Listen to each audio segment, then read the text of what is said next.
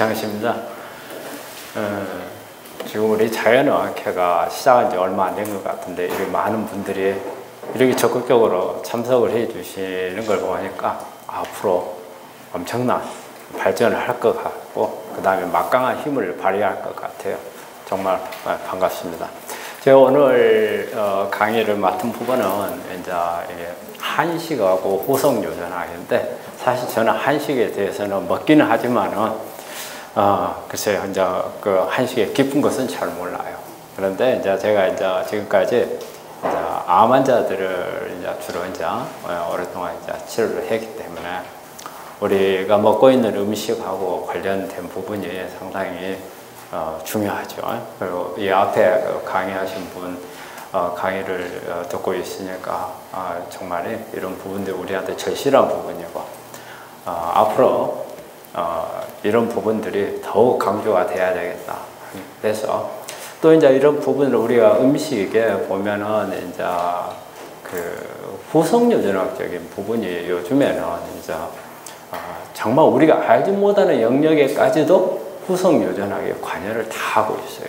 우리는 사실 보면 우리가 유전자를 하면서 보면 우리 암은 뭐 돌연변이에요. 하지만은 실제 우리는 암뿐이 아니고 모든 생활에 그리고 어제 먹은 게 오늘 어제 사람하고 오늘하고 바꿔주듯이 이런 부분이 다 어떻게 보면 후성요전학이거든요. 그래서 오늘은 그 부분에 대해서 제가 좀 소개를 하고요. 조금 내용이 난해하고 좀 어려울 수 있는데 가능한 쉽게 해보도록 노력하겠습니다. 그래서 오늘은 주제는 한식하고 이제 후성요전학인데 우리 한식이 어떻게 보면 이제 채식 위주잖아요. 그래서 어떤 이제 그런 되게 이제 파이토케미칼 쪽에 이제 포커스를 좀 많이 맞춰서 설명을 하도록 하겠습니다. 이 man is what he is라고 해서 그 사람이 먹는 게 그 사람을 만든다는 거죠. 그래서 만약에 어제 우리 여기 계신 분들 뭘 드셨는지 모르겠는데 아마 어제 돼지고기를 드셨다면 오늘 좀 돼지가 많이 섞였을 거예요.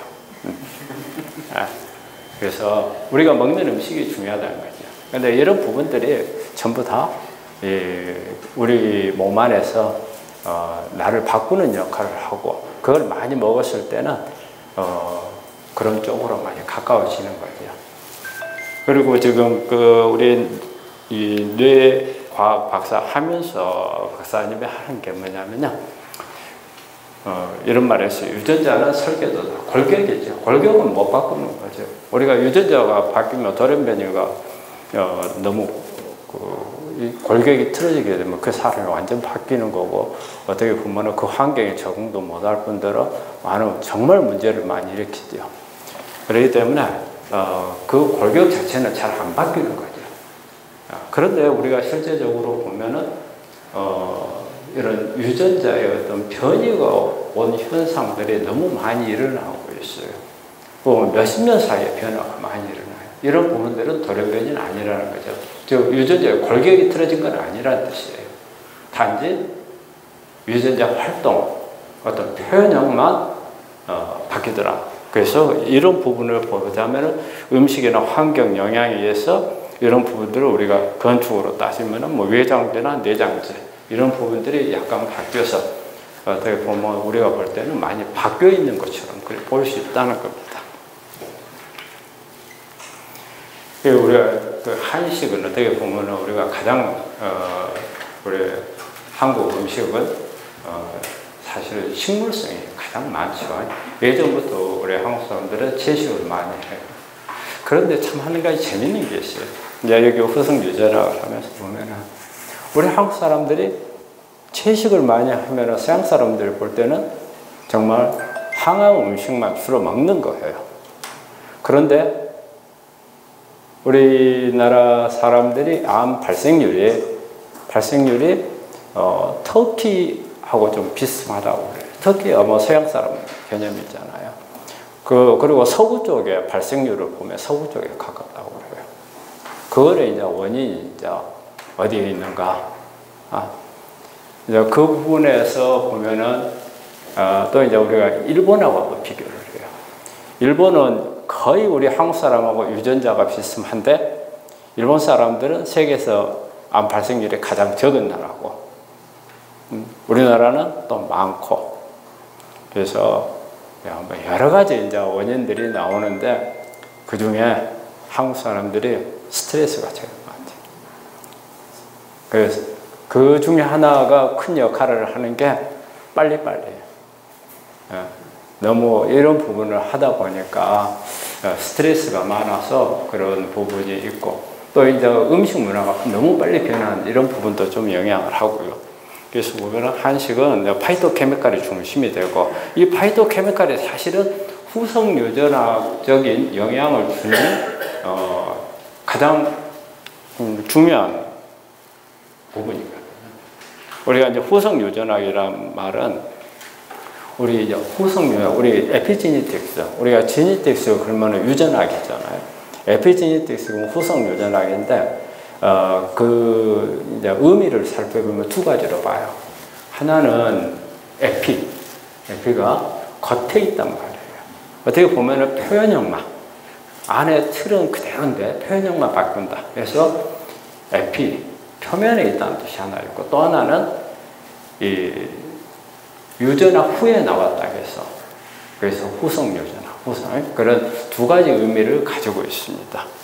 그래서 이제 요즘에는 이 후성 유전학을 이용을 해서 여러 가지 치료나 예방을 하고 또 어때요? 우리가 암이 발생하는 원인이라든지 어떤 만성 질환, 우리 대사성 질환들도 대부분 다 어떤 후성 유전학적인 영향이 크거든요. 그래서 이제 그런 부분들의 원인을 또 찾을 수 있는 그런 부분도 되고 그래서 앞으로는 우리 여기는 우리 약사 선생님들 계시고 의사 선생님들 계시는 걸로 알고 있는데 후성 유전학 쪽에 포커스를 맞추다 보면은 우리가 지금까지 난감해하고 했던 부분들을 해결할 수 있는 실마리나 답을 찾을 수 있는 그런 키가 되리라고 생각해요. 그래서 저는 좀 유전자 쪽에 좀 관심이 좀 많거든요. 그리고 우리 암 환자들 이제 요즘에 보면은 수술하고 이제 병원에 입원하러 올 때 전에는 그냥 병원에서 암에 관한 프로그램을 가지고 그대로 시행을 했어요. 뭐 면역 올려주고 해독하고 항산화제 쓰고 그 다음에 이제 뭐 여러 가지 프로그램들을 해서 이런 부분을 했는데 그거는 어떻게 보면은 환자 각개인에 맞춰서 하는 부분이 아니고 통계 자료를 가지고 했던 부분이거든요. 근데 이제 우리가 암 치료하는 부분이나 어떤 만성 질환도 마찬가지지만 요즘에는 어때요? 맞춤형으로 이제 많이 가야 되는 거죠. 맞춤형으로. 우리가 전부 다 얼굴색도 틀리고 나이도 틀리고 사는 환경도 다른데 우리가 똑같은 프로그램을 가지고 똑같이 적용을 하게 되면은 그거는 어떻게 보면은 우리가 여기 과학이 많이 발달한 이런 때에 조금은 이제 좀 그런 부분은 좀 뒤쳐지고 좀 더 과학적으로 간다면 맞춤형으로 가야 되지 않는가. 그래서 이제 그런 부분들이 중시하기 때문에 저는 그 조직검사 결과에 보면은 유전자가 나옵니다. 유전자 변이들이 어떻게 되어 있는가. 암 같은 경우에 하나의 암이 발생하는데 유전자 변이가 최소한 20개 이상의 변이가 와야 된다 하거든요.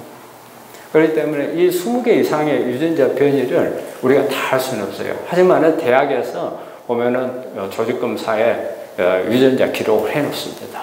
근데 실제적으로 대학 교수들이 그 유전자를 거기에 기록이 돼 있는데 그 유전자 중에서 그 기록을 하는 것은 표적 치료제 찾기 위해서 하는 것밖에 없어요. 이 어떤 유전자 변이가 있다? 그러면 변이된 것에 약이 나와 있는 게 그게 바로 표적 치료제거든요. 근데 표적 치료제라고 해야 어느 암 하나에 기껏 한두 개밖에 없어요. 그러니까 나머지 유전자들에 대해서는 손을 못 대고 있어요. 그렇기 때문에 손을 못 대니까 우리 교수들이 환자들한테 설명도 안 해줘요. 근데 이제 그런 유전자들을 그러면 우리가 손 놓고 무조건 있어야 되겠느냐? 근데 지금은 여러 가지 그 유전자들을 가지고 적용할 수 있는 방법들이 있어요. 여기서 오늘 중요한 부분이 우리 파이토케미칼이 나오죠.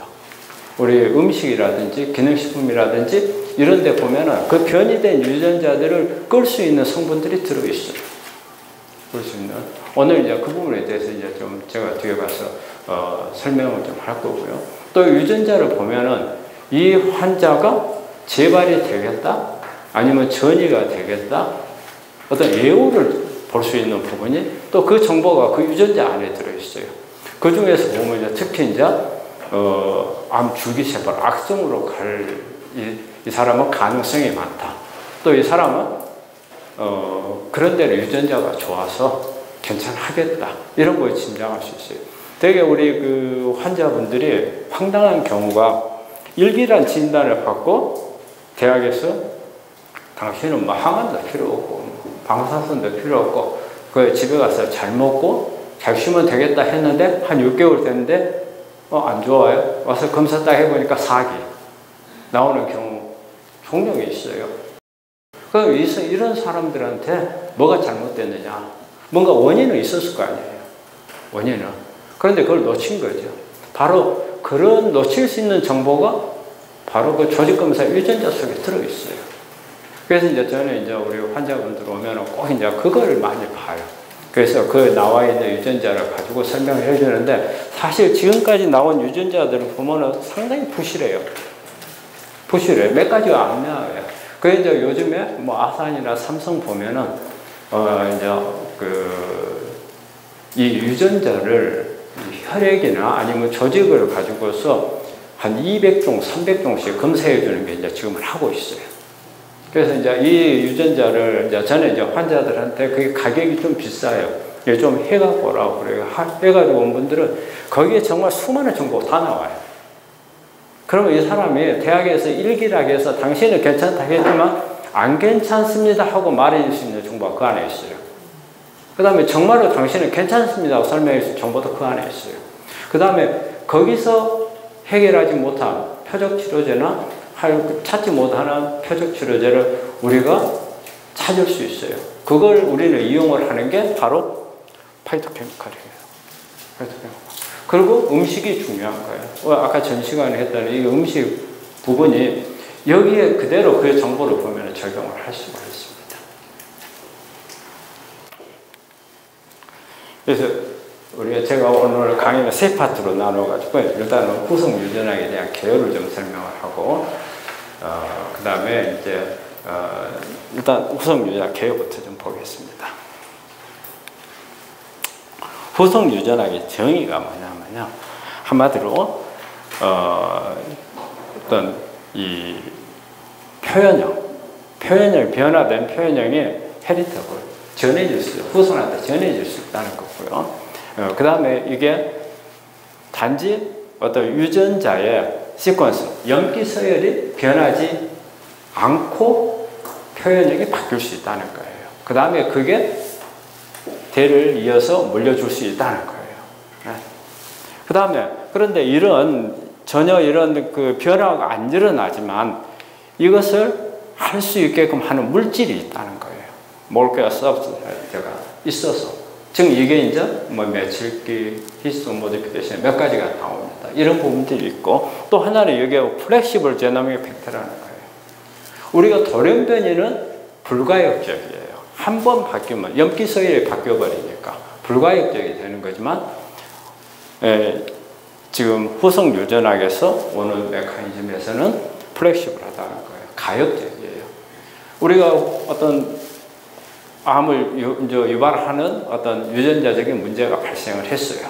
하지만 그 부분이 우리가 환경을 고치고 음식을 바꾸고 스트레스를 줄이면 그거를 다시 정상으로 되돌릴 수 있다는 거죠. 그래서 후속 유전학하고 돌연변이하고는 거기에 가장 큰 차이가 있습니다. 이게 가장 이제 기본적인 건데요. 우리 이제 후속 유전학적인 팩터로서 우리 유전자에서 일어나는 게 이제 여기 보면은 DNA 메칠레이션이에요. 유전자의 메칠기, 우리 이제 보통 이제 쉽게 말하면 모자라고 그래요. 유전자에다가 이 메칠기를 갖다 딱 붙여버리면 이 유전자는 시저 꺼져요. 활동을 안 해요. 그리고 이 메칠기를 떼내면 그 유전자가 이제 활동을 하는 거예요. 그래서 우리가 가지고 있는 유전자는 모두가 다 어때요? 활동을 하든가 안 하든가를 조절하는 것은 이게 하는 겁니다. DNA 매치레이션 가장 기본적인 거예요. 그런데 이게 만약에 이게 너무 간단하게 이것만 돼버리면은 어떻게 보면 환경이나 스트레스가 할 때마다 너무 많이 바뀌어요. 너무 많이 바뀌면 사람이 생존할 수가 없잖아요. 그래서 우리 몸에서는 이런 부분들을 아주 정교하게 조절을 해요.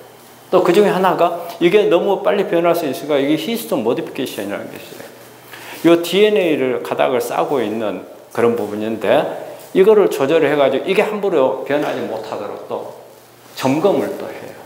근데 이거 가지고도 또 부족하다 해서 이게 마이크로 RNA라고 해가지고 이게 또 조절을 또 한 번 해요. 이런 식으로 우리 몸 안에서는 유전자를 함부로 변화시키면 안 되니까 조절을 해요. 그렇지만 우리가 환경의 변화에서는 어쩔 수 없이 따라가야 되는 부분들이 있잖아요. 그래서 그런 변화에 맞춰가지고 어떻게 보면 이런 세 가지 과정을 다 해서 꼭 필요하다 할 때 우선 유전자로 바꿔주는 거예요. 그러니까 우리가 암에 걸린 사람들이라든지 이런 분들이 정말 이런 엄청난 과정을 깨고 암이 발생을 한 거예요. 그럼 우리가 보통 암에 걸린 분들이 보면 가장 우리 공부하다 보면 나쁜 환경, 스트레스, 안 좋은 음식 이러잖아요. 암까지 걸렸다는 것은 얼마나 나쁜 짓을 많이 했는가 이런 생각이 들어요. 그런데 꼭 그런 건 아니에요. 근데 본인이 모르게 그렇게 되죠. 그래서 암 걸린 사람들 저도 욕할 줄 모르는데 저는 그래요. 목사님들이나 스님들, 신부님들이 암에 제일 잘 걸려요. 그거는 왠지 아세요? 근데 목사님, 신부님들 보면은 암 걸리면은 다 감춰요. 왠지 아세요? 우리나라 사람들은 암에 걸리면 죄 지었다고 생각을 해요. 내가 무슨 죄를 지었까지 암에 걸려요. 네, 이 생각을 많이 해요. 근데 그분들도 마찬가지예요. 근데 암은 실제 거꾸로예요. 거꾸로. 네? 왜냐하면 암에 걸린 사람들은 자기 희생이 많아서 암에 걸린 거예요. 자기 욕구를 가장 많이 억제하고, 욕구 억제하는 게 스트레스잖아요. 그래서 스트레스가 우리가 암에서 가장 큰 원인은요, 음식하고 스트레스예요. 그 스트레스를 가장 많이 받는 분들이 우리 스님이나 어째요? 우리 중생을 구제해야 되는 분들. 이분들은 그런 부분을 하면서 자기 많은 것을 억제를 하죠. 예, 그래서 저는 그래요. 자랑스럽게 좀 이야기하시라고. 자랑스럽게. 예. 그래서 이런 식으로, 그렇지만 이렇게 정교하게 우리 몸에서 일어난다는 겁니다. 이걸 보시면 이제 같은 건데, 우리가 이게 이제 염색체가 이렇게 있죠. 이렇게 실이 있어요. 이게 염색 질이라는 거고, 그 다음에 이제 여기 히스톤이라는 건데, 팽이 모양으로 되어 있어요. 이런 게 이게 전부 다 모여가지고서 실이 되고, 이게 염색체가 돼요. 근데 여기에서 보면은 요 유전자예요. 이게 우리가 A, T, C, G 네 가지 염기를 가지고 우리 유전자는 되겠거든요. 네 가지. 우리가 알파벳이나 한글 자음 모음 하듯이 유전자에도 이제 어때요? 이게 이제 문자가 있는 거예요. 이 네 가지를 하는데 이 시토신이라는 것에 가서 며칠기가 붙으면 이 유전자는 발현이 안 돼요. 활동이 없어져버려요. 기능을 못하게 되는 거죠. 그래서 이런 식으로 해서 이게 떨어지면 이 유전자가 활동을 해요. 그래서 우리 몸 안에 있는 유전자에는 이게 며칠기가 있느냐 없느냐를 가지고 조절을 하는 겁니다. 그 다음에 또 여기서 요 실패처럼 돼 있는 요 실패 같은 게 여기 히스톤이라는 거예요. 여기에 이 유전자들이 전부 감겨 있어요. 그래서 여기 꼬리에 있는 게 그 히스톤 테일이라는 건데 여기에 어떤 게 붙느냐에 따라서 요 유전자가 기능을 하도록 풀어주느냐 안 풀어주느냐. 여기서 안 풀어주고 꽉 감으면은 요 작용도 안 일어나요. 여기서 한번 또 해요. 그리고 이제 이게 여기에서 이 유전자가 발현해서 RNA를 만들죠. 이 정보를 가지고. 그래서 이 RNA 정보를 가지고 라이보솜에 가서 단백질을 만드는 거예요. 그런데 RNA 가기 전에 RNA가 이렇게 있어요. 이제 정보를 받았어요. DNA에서. 그래가지고 이걸 만들려고 라이보솜이 있는데 가면은 이 마이크로 RNA, 요 놈들이 이 앞에서 대기하고 있어요. 그래가지고 이 RNA가 제대로 된 놈이냐 아니냐를 다시 점검을 해요. 불량품을 찾아내는 거예요.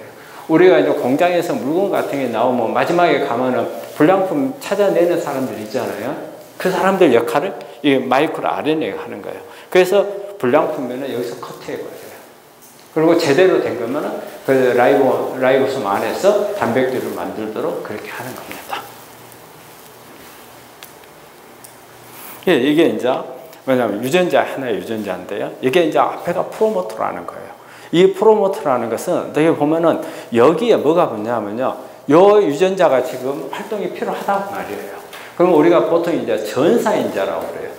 트랜스크립션이라는 말을 쓰는데 전사인자들이 지금 내가 어떤 환경에서 단백질이 이게 필요해 만들어줘 하는 신호를 보낼 때 여기다 보내요. 여기다가 이게 프로모터라는 지역이에요.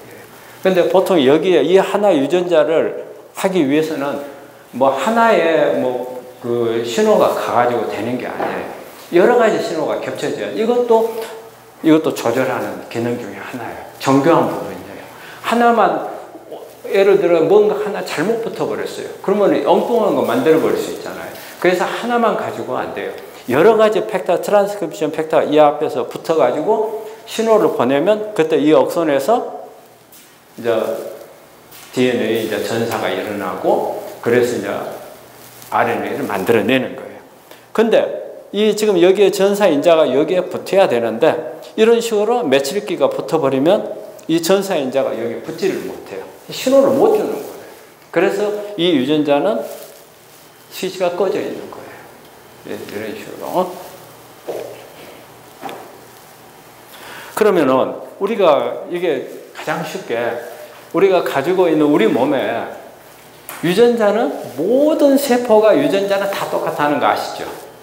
23쌍에 46개 똑같다는 거 알아요. 그런데 우리가 간세포, 위세포, 뇌세포 어때요? 유전자 달라요? 같죠? 같은데 왜 어떤 거는 어떤 세포는 신경세포고 어떤 세포는 위세포고 어떤 세포는 간세포였어요. 거기에 바로 후성 유전학이 거기 있는 거예요. 왜냐하면 중에서 위세포다 그러면은 위 활동을 할 수 있는 유전자만 활동을 하게끔 두고 나머지 유전자는 스위치를 다 꺼버리는 거예요. 그럼 간세포는 어때요? 간 활동을 할 수 있는 유전자만 스위치를 켜놓는 거예요. 그 세포만. 이 세포 중에서. 나머지는 꺼버려요. 그러면은 그 간 안에 있는 세포에 있는 유전자는 스위치가 간 기능하는 거 외에 다 꺼졌기 때문에 그게 간세포가 되는 거예요. 이게 벌써 우리가 엄마 뱃속에서 태어날 때부터 이게 후성 유전학이 작용을 한 거예요. 후성 유전학이 없으면 모든 생명체는 생존을 할 수가 없다는 뜻이에요. 그래서 이게 모든 사람이 보면은 여기 이런 세포들을 각각을 할 수 있는 이유가 바로 이 스위치 역할이에요. 스위치가. 우리 근데 이거는 사람만이 아니고 동물만이 아니고 식물도 마찬가지예요. 식물도 우리가 그 막 싹 트면은 어때요? 싹이 부장하니 녹색으로 쫙 올라오잖아요. 그러면서 또 온도에 따라서 변하고 또 시간에 따라서 변하고 이게 변화가 되잖아요.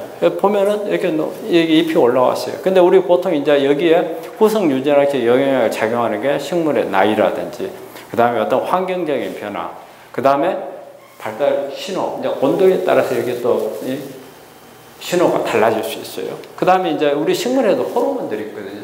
식물성 호르몬 중에서 가장 이제 대표적인 에틸렌인데 이런 부분들이 노화가 되거나 어떤 온도 변화 이런 걸 다 캐치하는 거거든요. 그래서 이런 부분들의 영향으로 이런 게 어때요? 이게 이제 가을쯤, 봄에 이런 녹색이었다가 가을쯤에 가서 이런 노란색으로 우리가 낙엽이 되잖아요. 그러면서 어때요? 우리가 영양분도 여기서는 영양을 만들어서 가지고 있지만 일이 될 때는 이 영양분이 어디로 가요? 뿌리로 내려 보내버리죠. 그리고 이제 낙엽이 떨어지는 거예요. 이게 1년을 주기로 이렇게 돌아가는 거예요. 이거 여기에도 전부 다 후성 유전학에 관여를 해서 이렇게 되는 겁니다. 그래서 우리가 사람이 보통 음식을 이렇게 안 좋은 음식들을 이렇게 먹다 보면은 이게 비만을 만들고 대사 질환들을 몽땅 만들게 되는 게 되는 거고. 그 우리 사람이 태어나서부터 이제 태어나기 전부터 사실은 이제 우리 후성 유전학적인 영향이 많이 이제 가요. 그럼 보면은 이제 우리가 수정 전에 부모가 가지고 있던 어떤 돌연변이가 아닌 후성 유전학적으로 오는 스위치에 어떤 문제 있는 부분들도 애한테 넘어간다는 거예요. 그래서 이런 부분, 그렇기 때문에 부모들이 스트레스 받고 또 부모들이 나쁜 짓도 하고 이런 부분들까지도 애한테 넘어가는데 요즘에 후성 유전학적으로 넘어갈 수 있는 부분이 보통 3대까지 간다고 해요. 3대. 그리고 돌연변이 안 일어나고도 3대로 유전된다는 거예요. 그러니까 우리 보면은 내가 어떤 유전병이 있어서 이것만 우리가 유전된다고 생각을 하잖아요. 그런데 그렇지 않고도 자식들한테 유전이 될 수 있다. 그러면 어때요? 부모 책임이 좀 막중하죠. 내가 잘못하면은 자식한테 잘못하는 행동도 물려줄 수 있다. 그래서 지금 여기에 보면은 이제 이런 부분들이 자식한테 물려줄 수 있는데 어렸을 때 이제 막 수정이 돼가지고 배아가 돼서 사람의 형태를 만들어가게 되면은 우리가 이제 조직이나 기관을 만드는 과정이 바로 후성 유전학이 그것을 만드는 거고요. 그 다음에 이제 어렸을 때 이런 이제 영향을 받는 부분들이 있어요. 그런 부분들에서는 이제 우리가 생활을 교정을 하였을 때는 이제 이런 부분들이 이제 다시 이제 회복이 될 수 있는 때고, 그 다음에 이제 성인이 돼서 어떤 이런 후성 유전학적인 부분은 어떤 가입 연령들이 있잖아요. 이때 애를 낳게 되면은 애들한테 물려줄 수 있다는 거고, 그 다음에 이제 우리가 성인이 됐을 때 우리가 그동안 싸우면서 생활에서 내가 어떤 문제가 됐던 부분들을 플렉시블하기 때문에 이때는 어때요? 어떤 우리가 식품이라든지 그 다음에 기능식품이나 내 생활 환경을 변화하거나 스트레스를 조절함으로써 어떤 문제점을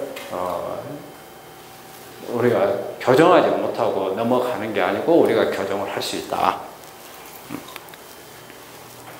그 다음에 이게 보면은 이거예요. 어떤 환경적인 영향이 2세, 3세까지 이게 유전이 될 수 있다는 겁니다. 이걸 한번 보면은요, 이게 보통 이게 이제 어머니가 모체에서 음식을 이렇게 먹고 이런 부분들이 나중에 어때요? 비만이나 이런 부분들을 줄 수 있는데, 이런 요소들을 어머니가 임신한 상태에서 태아가 자기가 태어나서 성장을 하는 가운데 음식을 먹고 또 어떤 생활 습관이 나쁘고 이렇게 해서 비만으로 가는 것보다도 어머니 대에서 내 위태에서 어떤 문제점이 있는 부분들을 가지고 이렇게 갈 수 있다. 그걸 바로 후성 유전학적으로 영향을 줄 수 있다는 부분이다. 그래서 여기에 보면은 요 그래프가 있어요. 뒤에 한번 또 설명을 나올 건데요. 여기에서 보면 이 상태에서는요, 이 상태에서 지금 정자하고 난자하고 수정이 돼서, 그 다음에 여기에 보면 배반포가 되고, 그 다음에 이게 이제 배아가 되고 태아가 돼서 이렇게 나오는데, 여기 보면은 요게 지금 요 그래프가요, 며칠입니다. 아까 유전자 스위치예요. 스위치가 이때 이 배반포 될 때면은 모든 이제 유전자에 있는 메칠기가 다 떨어져요. 그래서 탈메칠레이션 상태가 돼요. 그러면서 이게 이제 사람의 형태를 조직이나 기관이 만들어지면서 이제 다시 메칠기가 붙어요. 그래서 꼭 필요한 조직의 세포에 내가 간을 만든다. 그러면 간 조직을 관여하는 유전자만 남기고 나머지 다 꺼버려요. 이제 이런 과정이 여기에서 일어나는 거죠. 네. 그리고 이제 이 과정에 오류가 생길 수 있잖아요. 여기에서 오류가 뭐겠어요? 기형아죠. 기형아. 여기서 보면은요, 이 기형아할 때 우리가 그 여성분들한테 그 비타민 A 그 먹으면 기형아 난다 해가지고 그 우리 약사분들 많이 계시니까 아큐네탄 있죠, 약 여드름 치료제 쓰고 있는 거, 그 비타민 A잖아요. 근데 가임 여성들이 절대 먹지 못하게 하는 이유가 바로 뭐냐면요, 여기에서 메틸레이션 이 과정에서 비타민 A는 분화시키는 기능이 있어요. 분화시키는. 그러니까 이게 서서히 이런 과정들이 제대로 정상적인 메틸레이션 과정을 하면서 발달하면서 이리 와야 되는데, 그 비타민 A를 먹게 되면은 이 과정을 속도를 당겨버려요. 분화를 시켜버리기 때문에. 아직 분화 단계가 아닌데 분화를 시켜버리는 거예요. 그러니까 정상적으로 만들어지기 전에 분화를 시켜버리니까 어때요? 기형아가 나오는 거예요. 기형아가. 이거는 아마 이 앞에 강의할 때도 어떤 우리 정영석 원장님 강의에서 이 그림이 나왔던가 그런 것 같아요. 어제 저녁 한 강의에서 이 그림 보셨어요? 예, 봤죠. 이게 시르프티진이라는 거거든요. 전력 유전자예요. 전력 유전자라고 아마 여러분들 아시는 분들 많이 아실 거예요. 왜냐하면은 우리가 어떤 특히 이 전력 유전자는 이게 처음 나온 거는 이게 1962년대 제임스 닐이라는 분이 전력 유전자 가설을 세웠어요. 특히 이제 그때가 뭐냐면 2차 세계대전이 끝나고요. 이제 많이 이제 풍족해졌을 때 비만인 사람들이 너무 많이 나오거든요.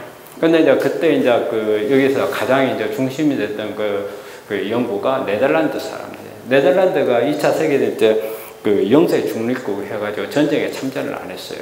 근데 이제 나치스 이제 독일에서 계속 네덜란드를 갖다 이제 전쟁에 끌어들이려고 하니까, 근데 말을 안 들으니까 네덜란드 전체를 봉쇄를 해버렸잖아요.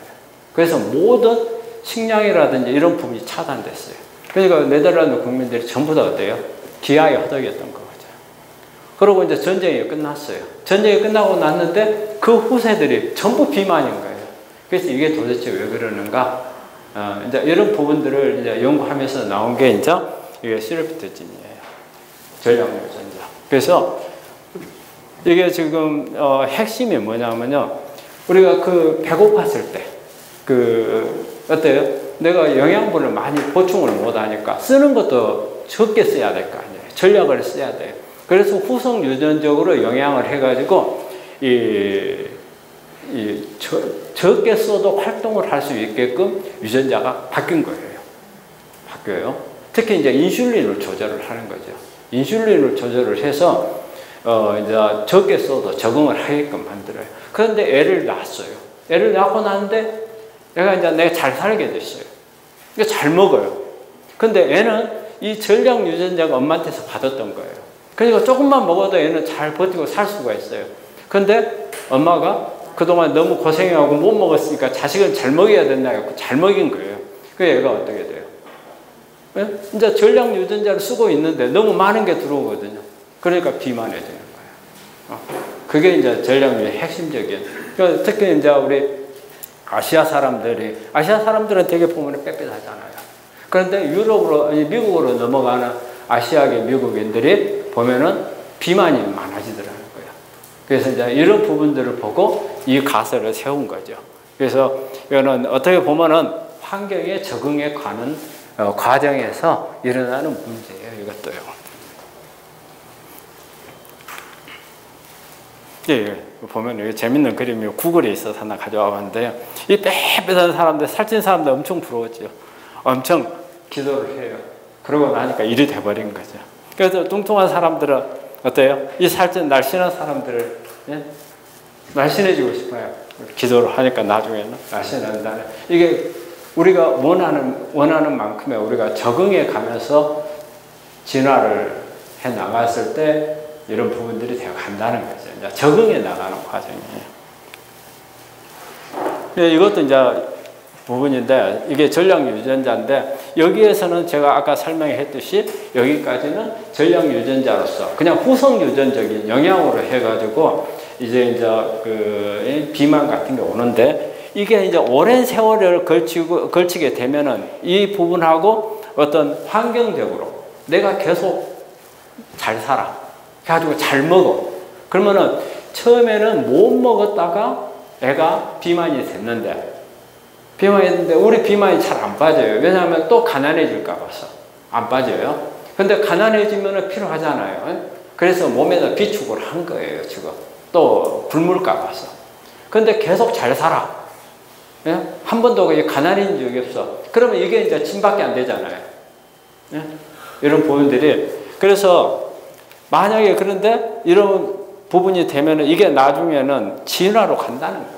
이제 유전자가 정말 이제 변이가 와버릴 수 있다는 거예요. 전량 유전자에서는 이 임시 변통이에요. 임시 변통으로 후성 유전학적인 영향, 유전자에 영향을 안 줬지만 그게 오랜 세월 동안 지속이 됐을 때는 이제 유전적인 영향도 줄 수 있다는 거죠. 이게 이제 원래는 이게 바로 마터널 언더 뉴트리션, 이게 바로 옛날 네덜란드 그거예요. 아까 제가 설명했던 겁니다. 그래서 우리가 유전자의 이 부분에 이렇게 후성 유전학적인 요소가 DNA 메틸레이션, 히스톤 모디피케이션, 마이크로라 얘기했는데 여기에 영향을 줄 수 있는 부분들이 환경이라든지 질환이라든지 어떤 민족성, 인종 이런 부분들, 그 다음에 스트레스나 라이프 스타일. 그래서 이런 심지어는 어떤 우리가 이 운동이라든지 그 다음에 성별, 나이, 그 다음에 여기에는 보면 이제 유전적인 요소도 후성 유전학적인데 영향을 줄 수 있다는 겁니다. 그래서 이제 이런 부분들을 개선할 수 있는 부분은 우리가 운동이라든지, 그 다음에 영양이라든지, 그 다음에 환경, 그 다음에 이건 심리적인 부분들, 이런 부분들이 우리가 이렇게 이런 세포가 있을 때 우리가 저희들이 그 유전학 공부를 하면은 제일 헷갈리는 게 신호인자들, 용어들이 참 헷갈려요. 우리 아마 여기 의사 선생님이랑 약사님들도 보면은 용어가 좀 헷갈릴 거예요. 이 세포막에 수용체가 있어요. 여기에 영향을 주는 것을 시그널링이라고 해요. 시그널링. 그 다음에 요 안에 핵유전자가 있잖아요. 그럼 이 신호를 받으면은 이 안에서 이 신호를 받아가지고 여기다 유전자에다가 전달을 하는 게 있어요. 아까 프로모터에 준다는 거예요. 이거를 전사, 트랜스크립션 거예요. 트랜스크립션. 근데 그 다음에 이제 DNA에서 RNA로 받아갖고 와서 라이보솜에서 단백질을 만들어야 하잖아요. 만들 때 신호를 주는 게 트랜슬레이션 번역. 좀 이해하시겠어요? 그러니까는 여기에서 이런 인자들이 이렇게 세포막에다가 영향을 주는 거, 시그널링. 이게 있어야 된다는 거예요. 이게 이제 후속 유전학적으로 우리가 잘못된 것을 개선하기 위해서 신호를 줘야 되는 부분들이 여기에 있는데 우리가 트랜스크립션 팩터에다 바로 줄 수는 없어요. 바로 이런 세포막에 영향을 주는 물질들이 이게 이런 부분들이 시그널링이 돼서 그런 후속 유전학적으로 된 문제들을 개선할 수 있다. 이거죠. 그래서 아까 말한 플렉시블이라는 거예요. 그래서 후속 유전학적인 개념에 대해서는 좀 살펴봤고요. 그 다음에 이제 우리 파이토케미컬하고 이 후속 유전학을 좀 살펴보겠습니다. 이건 같은 거예요. 아까 제가 말한 것 중에 하나가 이런 여기에 다이어트나 인바이러먼트 팩터가 환경적인 요소가 여기에 이런 후속 유전학적인 부분에 영향을 줄 수 있다는 거죠. 그 다음에 또 그러면서 동시에 치료하는데도 또 마찬가지로. 그러니까 우리가 음식을 잘못 먹으면 어떤 후속 유전자 문제를 일으킬 수가 있고, 잘 먹으면 문제 있는 것을 해결할 수도 있다는 거죠. 해결을. 그래서 특히 우리 음식 중에서는 폴리페놀이에요. 폴리페놀. 그런 영향을 가장 많이 주는 거죠. 그래서 또 여기서 보면 유전적인 팩터가 후속 유전학에 영향을 줘서 표현력이 바뀔 수도 있는데 여기에 중요한 게 뭐냐, 우리가 후속 유전학적인 영향으로 해서 유전적으로 문제가 될 수 있는 부분도 약간의 표현력을 바꿔줄 수 있다는 거예요. 그러니까 우리가 유전적인 부분은 천형이기 때문에 어쩔 수 없다. 이건 아니고 우리가 환경이 좋고 음식을 잘 먹고 스트레스를 줄이고 하면은 이런 부분들도 커버를 어느 정도 할 수 있다. 그러니까 엄청 중요하잖아요. 우리가 이제 우리 아까 메틸레이션에서 이제 이게 보면은 이 DNMT라 해가지고요. 이 메칠기를 갖다가 전달해 주는 거예요. 이게 이제 전사인자인데 이게 중요하거든요. 갖다 이제 붙여줘야 하잖아요. 붙여주는 뭔가 물질이 있어야 하잖아요. 이게 바로 그 역할을 하는 거예요. 근데 사실은 암을 이게 대개는 보면은 암을 우리 암 환자들의 세포를 보면은 어떻게 돼 있냐면요. 암을 억제할 수 있는 유전자에 가서 스위치가 다 켜져 있어요. 아니 이제 꺼져 있어요. 다 꺼버리는 거예요. 그러니까 암을 우리 몸에서 암 세포는 여기에 우리 계신 분들 중에서 암이 없는 사람 있어요? 나는 암이 없다고 생각하시는군요. 아무도 없어요. 모든 사람은 암 세포가 하루에 한 3,000개에서 4,000개 생겨요. 항상. 그런데 이제 그 암 세포가 보면은 다 암을 억제하는 유전자의 스위치가 꺼져 있는 거예요. 근데 그래서 이제 대개는 이제 그리 되고 또 이제 어떤 경우에는 이제 우리가 암을 유발시키는 유전자는 어때요? 꺼져 있어야 되겠죠. 그 다음에 암을 억제하는 유전자, 암을 없애려고 하는 유전자는 켜져 있어야 하잖아요. 근데 이제 이게 반대가 됐을 때 암이 발생할 수 있잖아요. 근데 대부분의 이제 암 세포를 보면은 스위치가 많이 꺼져 있는 게 더 많아요. 프로모터에. 네. 그러니까 패턴이 좀 그렇게 돼 있어요. 그래서 가능한 한 이 DNMT를 억제하는 방향으로 치료를 많이 하려고 그래요. 하지만은 또 어때요? 이거는 이제 스위치를 끄는 거예요. 끄는 건데 켜야 될 경우도 있어요. 켜야 될 경우에. 그래서 이거를 억제하는 게 상당히 중요해요. 그러면 이거를 억제하는 것들이 보면은 EGCG나 제니스테인, 그러니까 이거 콩이나 그 다음에 마늘이나 토마토 이런데 보면은 이것을 억제하는 기능이에요. 근데 또 밑에 보면은 또 어때요? 여기에는 키는 게 있어요. 이거를 덮어야 되는 거라. 어때요? 암을 유발시키는 유전자는 어때요? 꺼야 되겠죠. 그렇죠. 그래서 또 이런 부분들이 또 같이 있는 거예요. 이런 부분들이. 그래서 우리 파이토케미칼에는 이런 메칠기를 갖다가 디메칠레이션 시키는 것도 있고 또 메칠레이션 시켜버리는 것들도 있다는 거예요. 근데 대부분의 경우에는 우리가 항암 작용을 하는 그런 파이토케미칼들은 이쪽이 더 가깝습니다. 억제시키는 쪽에. 왜 그러냐면 암 자체에 보면은 프로모터에 하이퍼 메칠레이션 되는 경우가 많아요. 그 다음에 이제 이거는 뭐냐면 두 번째 이제 히스톤. 아까 말했죠. 히스톤 모디피케이션에서.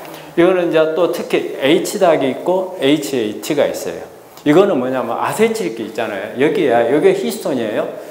잘 한번 보세요. 이거 히스톤인데 여기에 DNA가 이렇게 감고 있어요. 감고 있는데 이 DNA는 이 실패라고 생각을 해요. 이 실패에 꽉 감겨 있으면은 기능을 하나도 못 해요. 이게 이 실패에서 떨어져 나와야 돼요. 근데 이 실패에 있는 아미노산이 양전자를 띠고 있고 우리가 DNA에는 이 염기가 있잖아요. 그래서 이 음전자가 있어요. 그러면 이게 두 개가 양음으로 딱 붙어버려요. 그래서 여기 아세틸기를 여기다가 지금 실패에다가 여기 꼬리가 있거든요.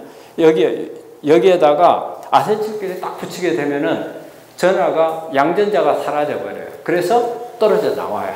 그러면 이제 그때 이제 유전자가 실패가 풀리면서 기능을 할 수 있게끔 만들어줘요. 그래서 이게 중요해요. 그래서 특히 이제 이게 아세틸기를 붙여줘서 활동을 하게끔 만들어주는 게 HT고, H닭은 아세틸기 떼버려요. 그래서 유전자와 활동을 못하게 만들어버려요.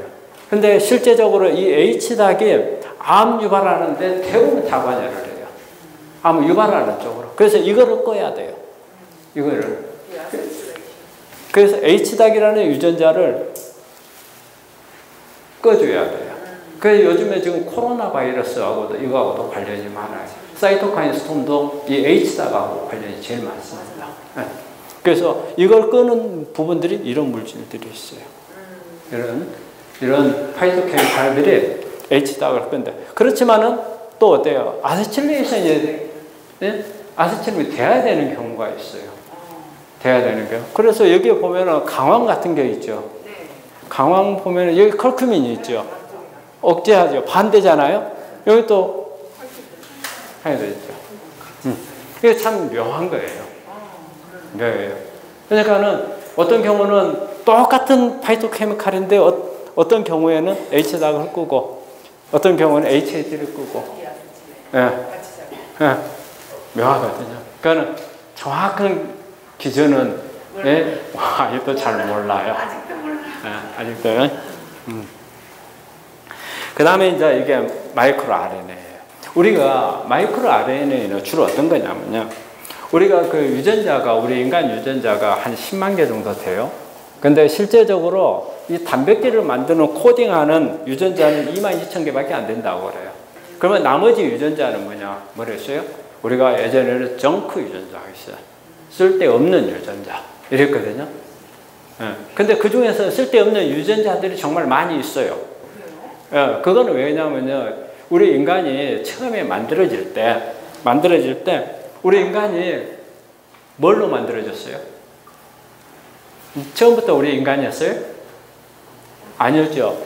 미생물에서 시작한 거잖아요. 세균에서 시작을 했잖아요. 우리가 보통 이제 그 고세균하고 프로테오박테리아 이 두 개가 합쳐져서 이 고세균이 덩치가 커요. 그 우리가 보통 이제 우리 그 세포고 그 다음에 이제 프로테오박테리아가 그 안에 들어갔죠. 그래서 보통 이제 이게 60억 년 전에 일어나는 건데 우리 60억 년 전에 지구상에 나타난 게 고세균이 나타났어요. 그러다가 그때는 이제 공기 중에 산소가 없는 상태. 그러다가 이제 그 광합성을 하는 이제 세균이 나타나면서 지구상에 산소가 등장을 해요. 그래서 한 20억 년 전에 지구상에 현재와 같은 산소 20%의 산소가 있게 돼요. 이때 나타난 게 산소를 이용한 에너지를 만드는 프로테오박테리아가 나와요. 그래서 이 프로테오박테리아를 고세균이 항상 잡아먹었어요. 근데 어느 날 프로테오박테리아를 잡아먹었는데 마침 안 죽었어요, 우연히. 근데 안에서 보니까 이 프로테오박테리아가 덩치는 적은데 에너지를 엄청 많이 만드는 거예요. 그 덩치가 적으니까 약하죠. 그러니까는 이 고세균하고 이 프로테오박테리아가 협상을 해요. 내가 너를 안전하게 보호를 해주고 영양가 있는 것을 다 줄 테니까 너는 나한테 에너지를 만들어주라. 이 협상을 하죠. 그래서 거기서 공생이 시작을 하는 거예요. 그 공생을 하는데 그렇게 해서 만들어진 거예요. 사람이란 말이에요. 다세포 생물이 그때부터 시작을 해요. 진핵세포가 된 거예요. 그래서 이렇게 쭉 발달을 해왔는데 우리 그때 만들어진 그것만 가지고 이렇게 고등생물이 될 수는 없잖아요. 그러면은 인간이 가지고 있는 유전자 중에서는 수많은 기능을 해야 되기 때문에 이 기능을 하는 유전자들이 어디가 있었냐면 바로 세균이 다 가지고 있던 거예요. 그래서 갖다 쓰는 거예요. 바이러스나 세균한테 갖다 써요. 쓰고 쓸만해? 그러면 내 것 만들어요. 근데 별로 쓰다 보니까 별로예요. 그럼 창고에다 집어넣어요. 아니면 버리거나. 그러면서 몇십억 년 동안 지나가면서 인간이 되면서 이제 유전자 형성이 다 끝나요.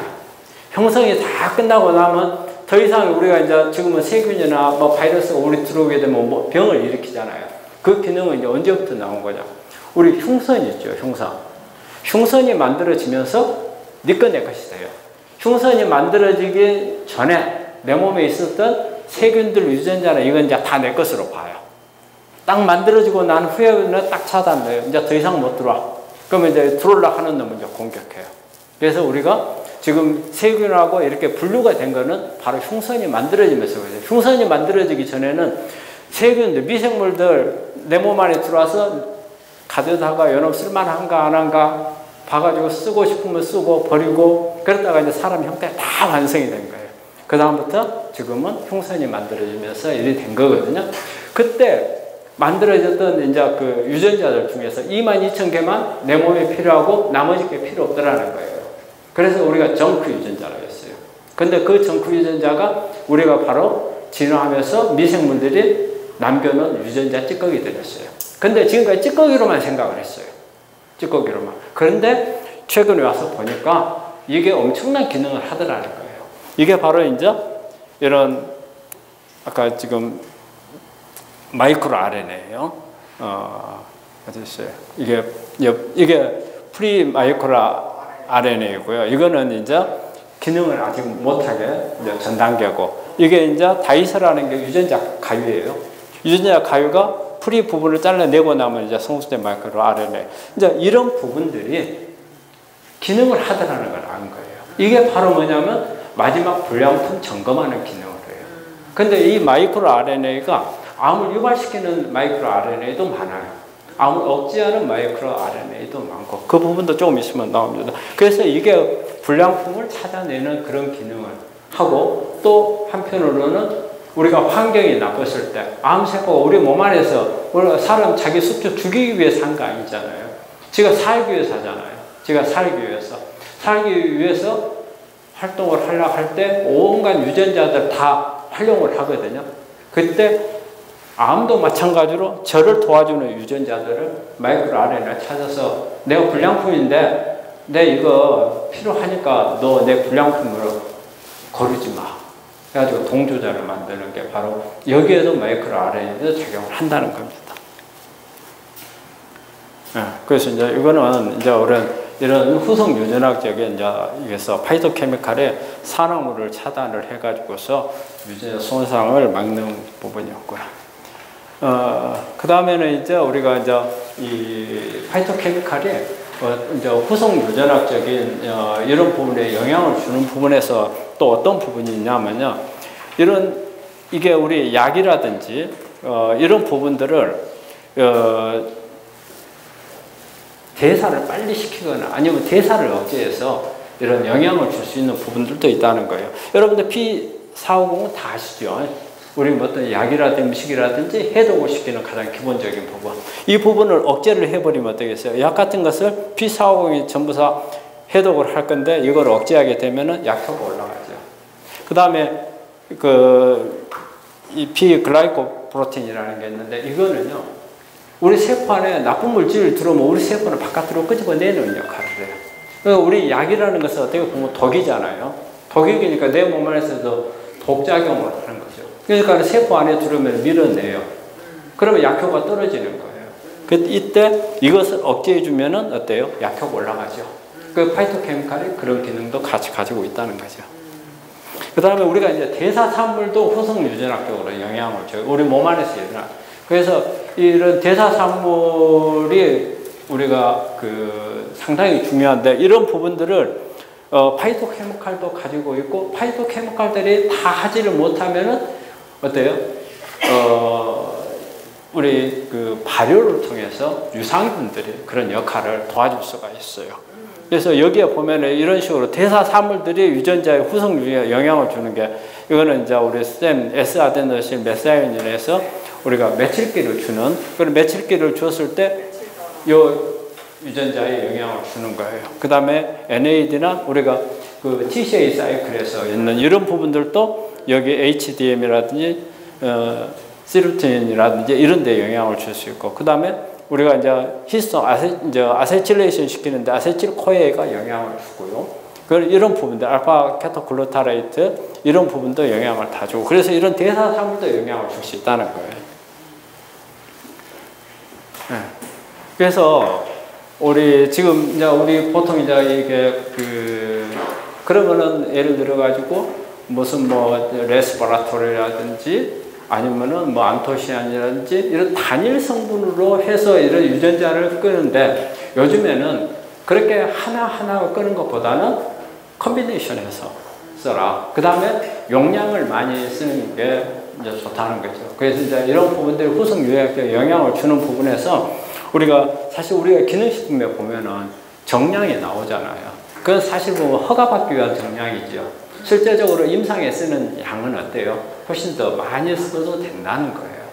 그리고 여러 개를 같이 쓰는 게 좋다는 거예요. 그래서 우리 되게 미국의 기능식품 보면은 일반인들이 취급하는 게 아니고 의사들 처방이 있어야 되는 기능식품도 있는 거 우리 약사님들 잘 알고 계시죠. 여기에 보면은 워낙 용량이 많잖아요. 용량이 많고 주면은 한 보따리 줘요, 먹으라고.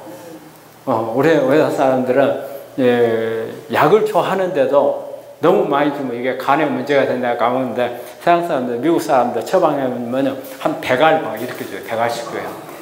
못 먹어요, 못 먹어. 그래서 우리 선생님 한 분은 우리 SBN이라는 프로그램에 가서 거기서 미국에서 처방을 받아가지고 먹는데 도무지 못 먹겠으니까 한 70알을 버리고 자기가 봐가지고 30알을 골라서 먹고 하는 분들도 있는데 우리는 이렇게 매달 한 5알만 넘어가도 야 이거 먹으면 간 나빠지는 거 아니야 이렇게 되거든요. 근데 실제적으로 미국이나 이런 데로 엄청 많이 먹어요. 근데 이 부분에서도 보면은 여기에 논문에도 보면은 이 용량 의존된다고 했어요. 약하고는 틀리잖아요. 정제된 건 아니니까. 이거는 농축이니까 양 좀 많이. 그 다음에 여러 개를 조합해서 먹어라. 그 다음에 이제 암하고 후성 유전하고 관련된 부분에서 설명을 좀 드리도록 하겠습니다. 사실 이 후성 유전하고는 이제 제일 이제 우리가 임상에서 이제 관련이 깊은 게 이제 암이죠. 암하고 가장 관련이 많고 또 우리 환자들한테 어떻게 보면 후성 유전학이 있는 게 우리 환자들한테는 희소식입니다. 왜냐? 후성 유전학은 아까도 나왔지만 플렉시블하다는 거예요. 돌이킬 수 있다는 거예요. 우리가 일리버시블이 아니고 리버시블하다는 부분에 어떻게 보면 환자들한테 주는 희망이 될 수 있는 부분이거든요. 그래서 우리가 암 쪽에서는 후성 유전학을 엄청 강조를 하고 이쪽으로 포커스를 좀 맞추려고 많이 하는 거죠.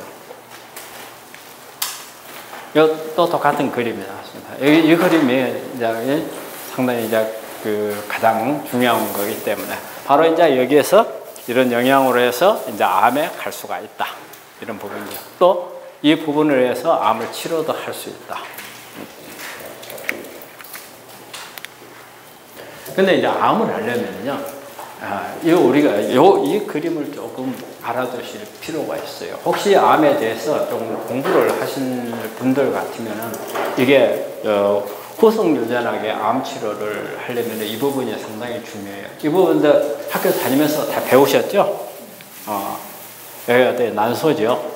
그래서 이제 배란에 대해서 이제 수정이 되면은 어때요? 이게 2배수, 4배수, 8배수, 그 다음에 이제 이게 이제 배반포가 돼가지고 그 다음에 이게 이제 착상이 되는 이런 과정이죠.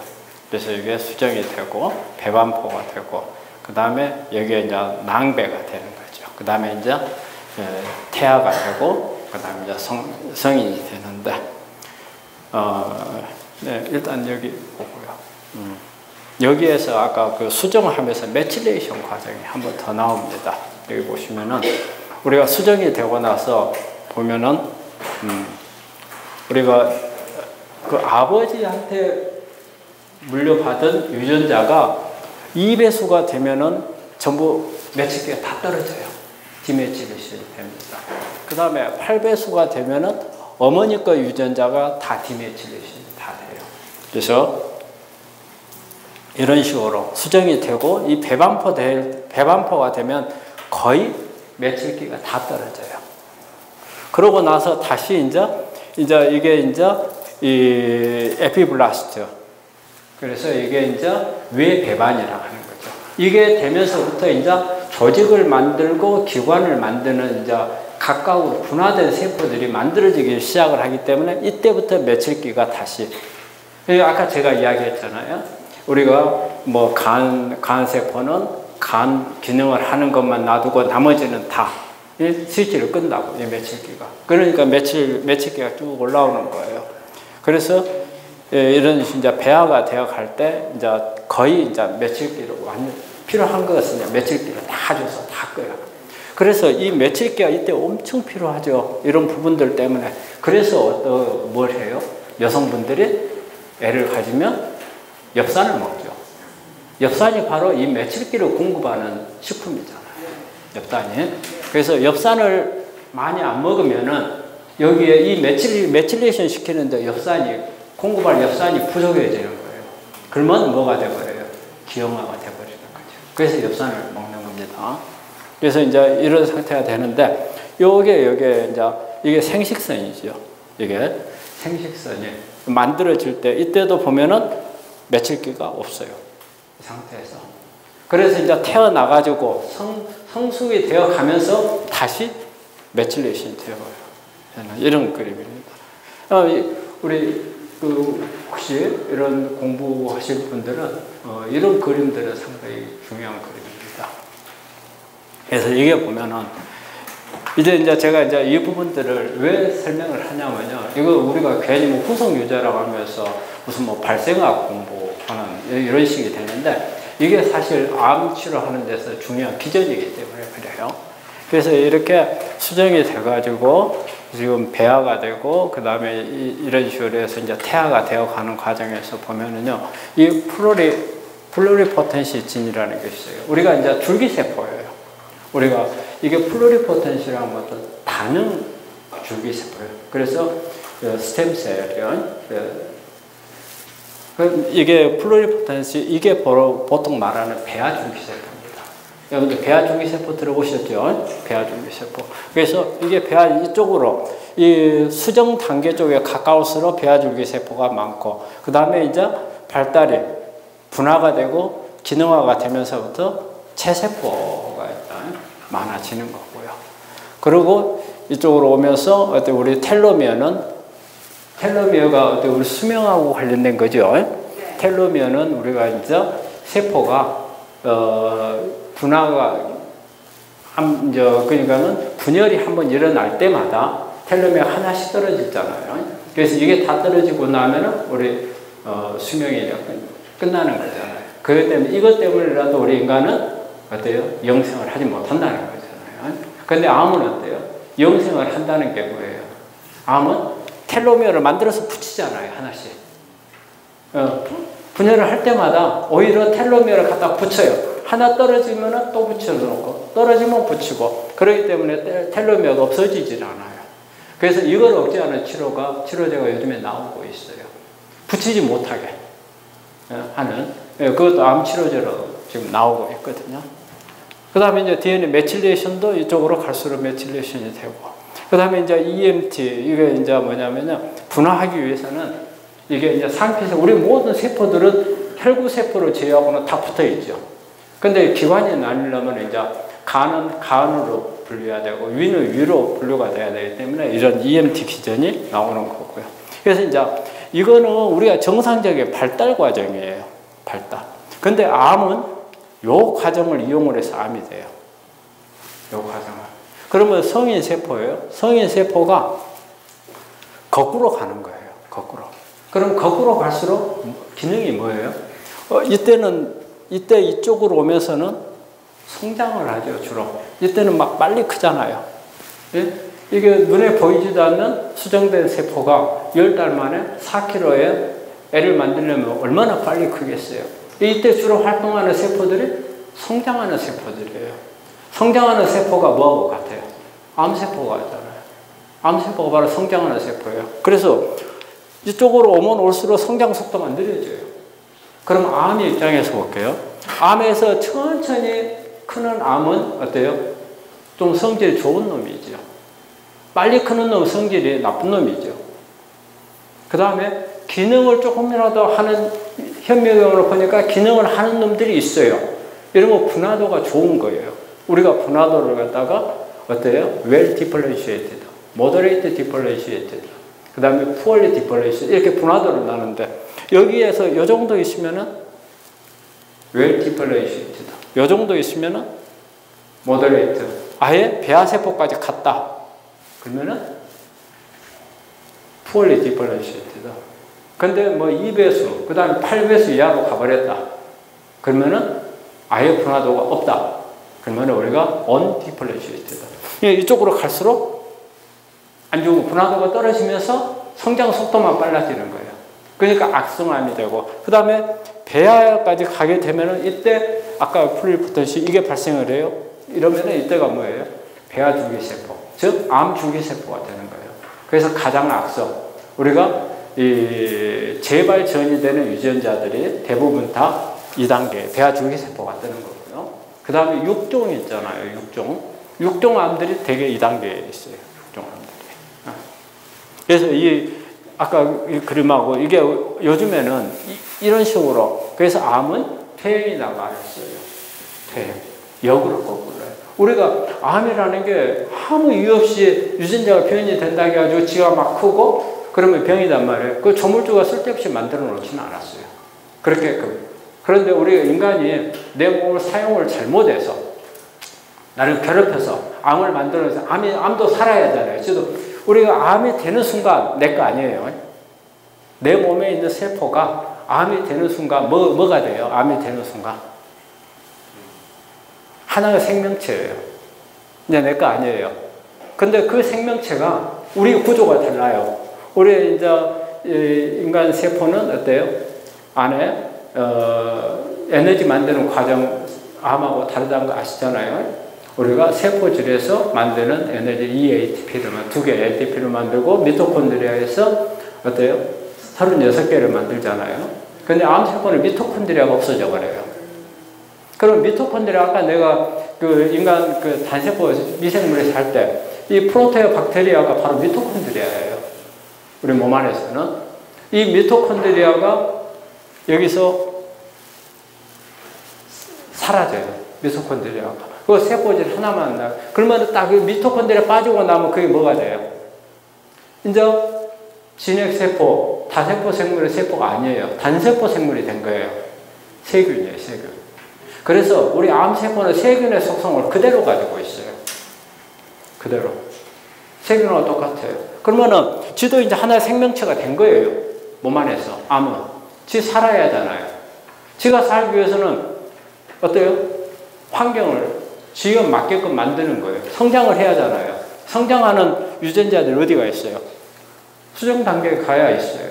그 유전자들을 깨우는 거예요. 바로 깨우는 게 바로 뭐예요? 후속 유전학적으로 유전자를. 그때 활동했던 놈들은 다 정상적으로 다 꺼놨었는데 이놈들 깨울 거예요. 그래서 지가 필요하면 갖다 쓰는 거예요. 그래서 이 당시에 발생하는 과정에 엄마 뱃속에서 막 수정해가지고 배아가 되는 과정에서 쓰는 유전자들을 암이 다 깨우는 거예요. 그래서 이 유전자를 많이 쓰면 쓸수록 악성암이 되는 거예요. 좀 이해되시죠? 이게 그 유명한 그림인데요. 이렇게 보면은 일본의 그 야마나카라는 박사가 이 정상 우리 체세포, 우리 성인이 된 세포를 배아 줄기세포로 유도를 해봤어요. 이때 유전자 그 4개를 옥트포스, 옥스튼, 나누고 클로펠포라는 이 유전자 4개에서 나온 단백질을 가지고 이 체세포에다 주었더만 이게 배아 줄기세포가 돼버리더라는 거예요. 이게. 그러면은 이게 이제 이 기전이 바로 암은 퇴행이라는 것을 말해주는 기전인 거예요. 절대 이전에는 체세포는 한 번 분화된 체세포는 거꾸로 돌아가지 않는다고 되어 있었어요. 근데 지금은 실제적으로 그렇게 해보니까 돌아가더라는 거예요. 암도 마찬가지예요. 암도 체세포에서 암이 되어갔다 그 말이에요. 저쪽으로. 그걸 보니까 암 줄기세포가 있어요. 근데 이거하고 줄기세포가 다를 거라고 생각을 했던 거예요. 그런데 요 기전을 증명을 하고 나서 체세포에서 암 줄기세포도 가득할 수 있더라는 거예요. 악성으로 변해가서. 그렇다면은 지금 또 어때요? 여기에서 간 것을 역분화를 시키면 정상으로 또 오더라는 거예요. 그러면 암 줄기세포에서도 역분화를 시키면 일반 암세포로 독한 암을 갖다가 순한 암으로 바꿀 수 있더라. 그러면 이 암세포는 항암이나 방사선에 절대 듣지 않아요. 죽지를 않아요. 아무리 항암제 많이 쓰고 해도 우리가 항암제 써가지고 내성이 생기는 원인 중에 가장 큰 게 바로 이 줄기세포이기 때문에 그래요. 우리 항암제를 쓰게 되면 NF-kap업이라는 이 유전자가 활성화가 되면서 이게 줄기세포로 유도를 해버려요. 그래서 그때부터는 안 듣는 거예요. 안 들어요. 그럼 만약에 우리가 어떤 후속 유전학적으로 이런 부분들을 이쪽으로 돌려줄 수 있다면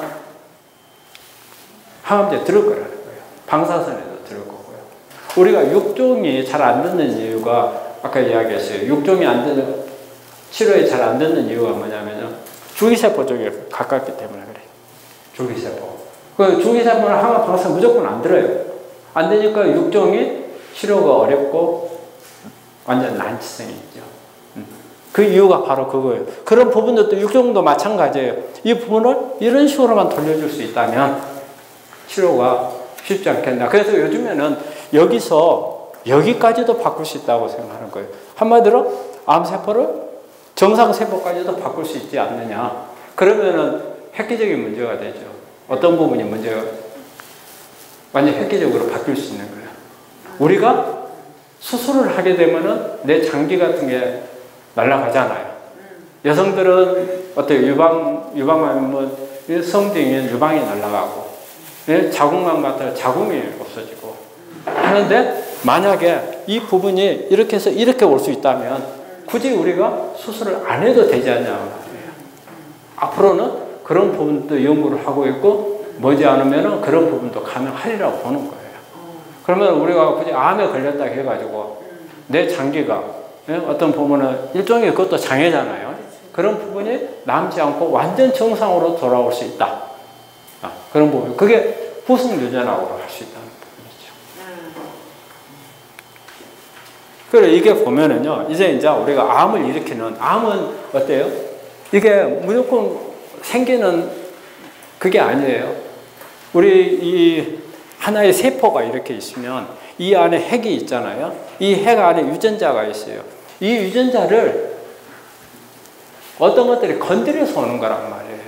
여기에서 오는 성장하는 유전자들, 또 암을 억제하는 유전자는 활동을 못하게 꺼버리고, 성장하는 유전자들을 깨우고, 줄기세포 쪽으로 유도하는 유전자를 깨우고, 이런 식으로 해가지고 암이 오는데, 이 세포에서 신호를 주는 게 아까 내가 시그널링 이야기했죠. 이게 바로 시그널링이에요. 이런 부분들. 여기에 수많은 이런 그 수용체들이 세포 표면에 있어요. 그래서 여기에 보면 이런 것들이 각각이 보면, 여기 보면 뭐 NF-카퍼비, 뭐 PI3K, 그 다음에 잭스테트, 뭐 이런 부분들이 시그널링이에요. 바로 시그널을 하는 거. 여기에 그런 수용체가 있어요. 여기에 신호를 받으면 바로 핵에다가 이게 트랜스크립션 팩터들이에요. 이게 전사인자다. 그럼 여기에는 암을 억제하는 건 전사인자도 있고 암을 유발하는 전사인자도 있어요. 이런 부분들이 핵에 가서 신호를 줘가지고 암을 만들게끔 만드는 거예요.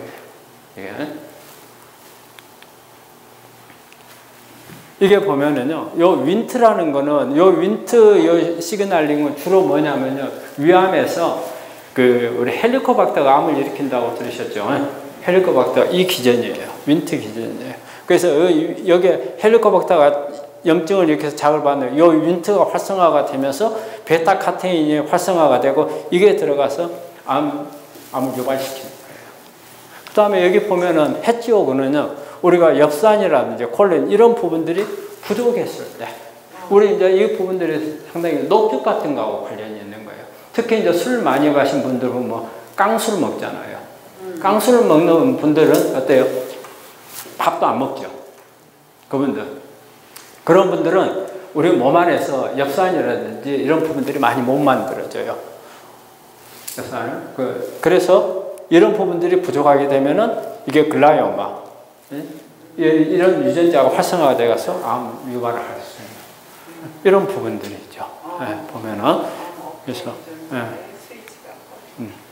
그래서 이런 지금 세포가 이렇게 있어요. 여기에 보면 시그널링이 있다고 그랬죠. 수용체가. 여기에 지금 각각을 끌 수 있는 우리 그걸 지금 적어 놓은 거예요. 자, 파이토케미칼들을요. 이 설포라판은 해지오그를 끌 수 있다는 거고요. 그 다음에 뭐 EGCG는 녹차잖아요. 녹차. 그 다음에 비타민 D나 그 다음에 칼슘의 강황 이런 부분들 윈트를 끌 수 있다는 거거든요. 윈트를. 그 다음에 너치 기전은 레티노이스, 비타민 A요.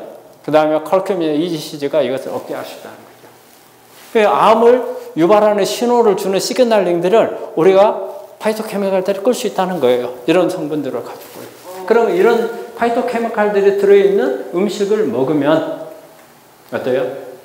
우리가 암을 억제할 수 있다. 근데 실제 먹으면 어때요? 그렇게 쉽게 안 되죠. 이거 안 됩니까? 네? 네? 왜냐하면요, 이거는 우리 모든 이게 뭐죠? 전부 다 우리 여러 있는 이런 파이토케미칼들은 식물이 볼 때는 뭐예요? 식물 입장에서는 우리가 볼 때 우리가 이게 독이에요. 자기를 보호하기 위한. 그래서 식물의 대부분 껍질에 이런 성분들이 많이 있잖아요. 그래서 식물은 움직여서 동물 같은 경우는 적이 오면 도망가잖아요. 근데 식물은 도망을 못 가잖아요. 도망을 못 가니까 적을 견제하기 위해서는 자기 표피에다가 파이토케미칼을 만들어서 이게 적에 대한 방어 기전이에요. 근데 이게 독이잖아요. 이 독을 우리는 갖다가 약으로 쓰는 거예요.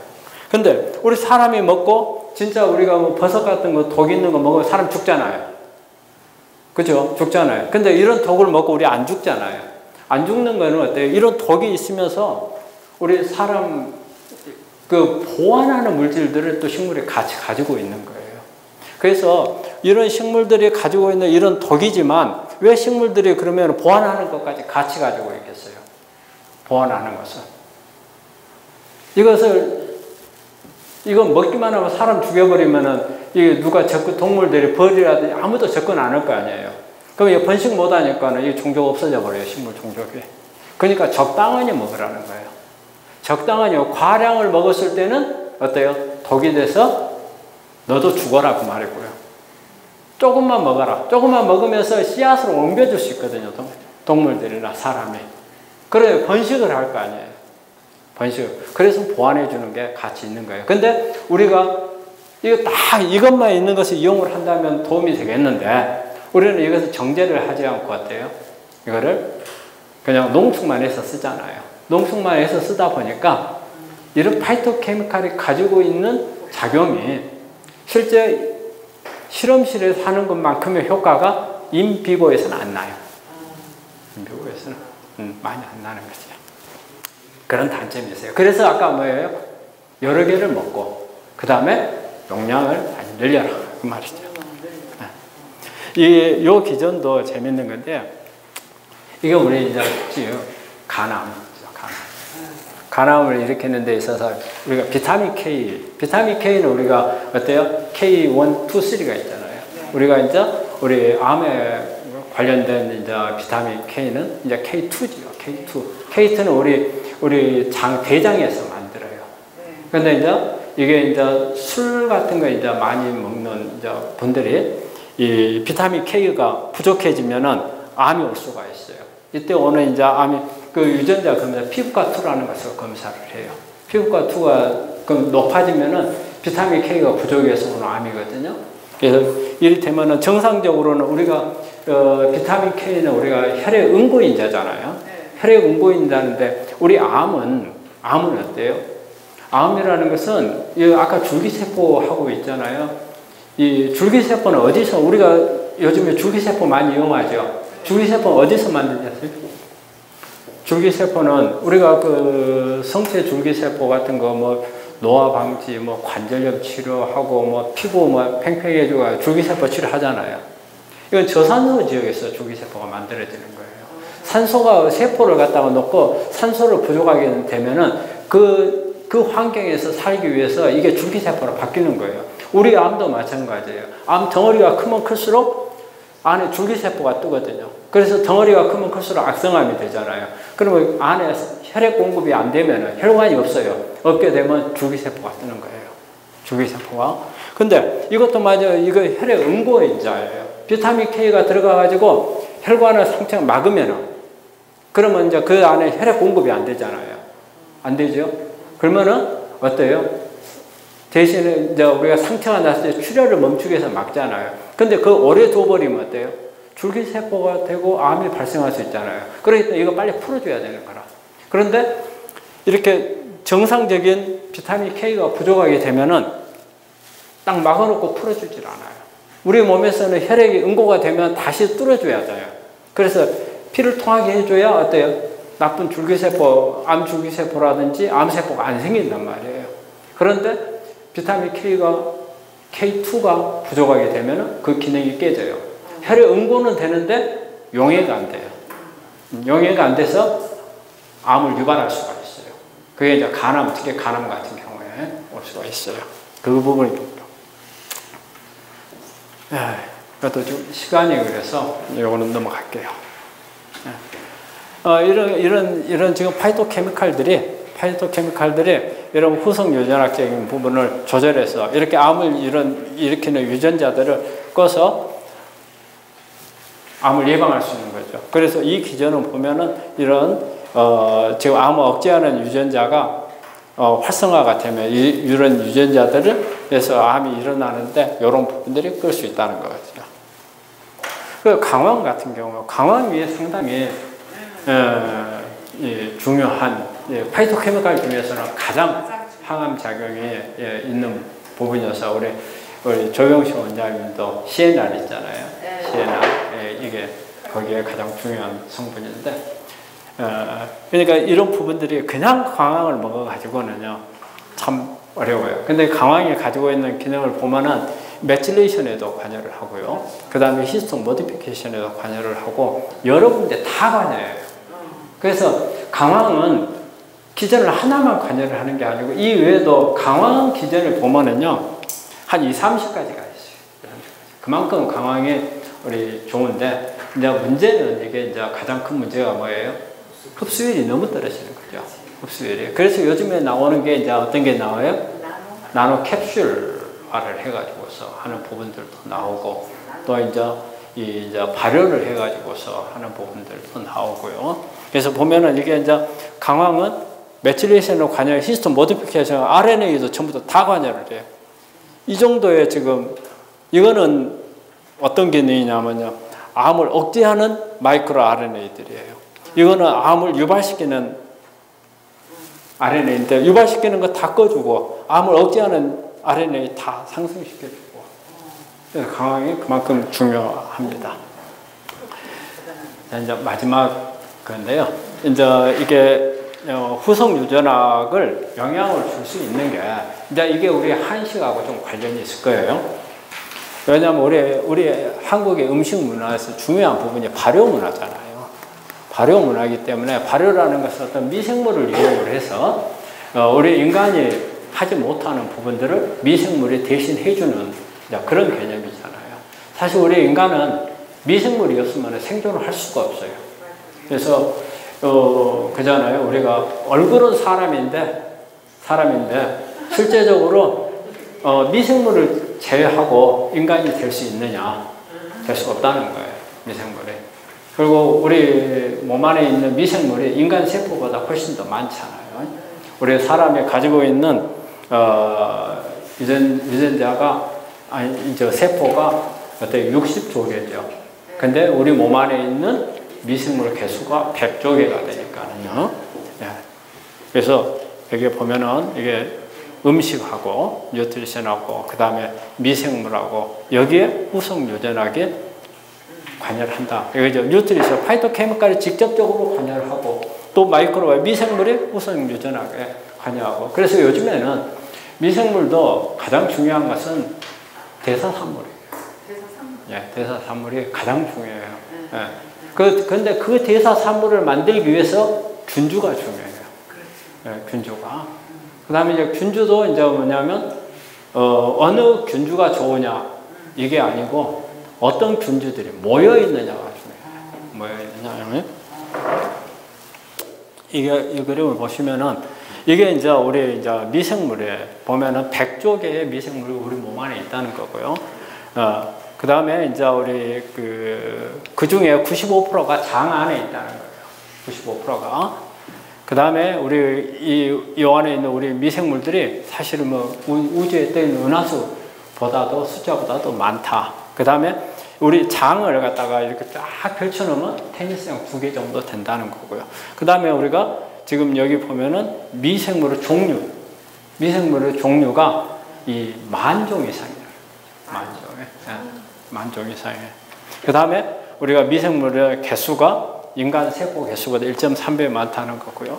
그 다음에 우리 마이크로바이옴이 의학적으로 이용되는 부분에서 보면은 미생물이 관여되는 질병이나 약하고 관련돼서도 거의 90% 이상에서 미생물들이 관여를 하더라는 거죠.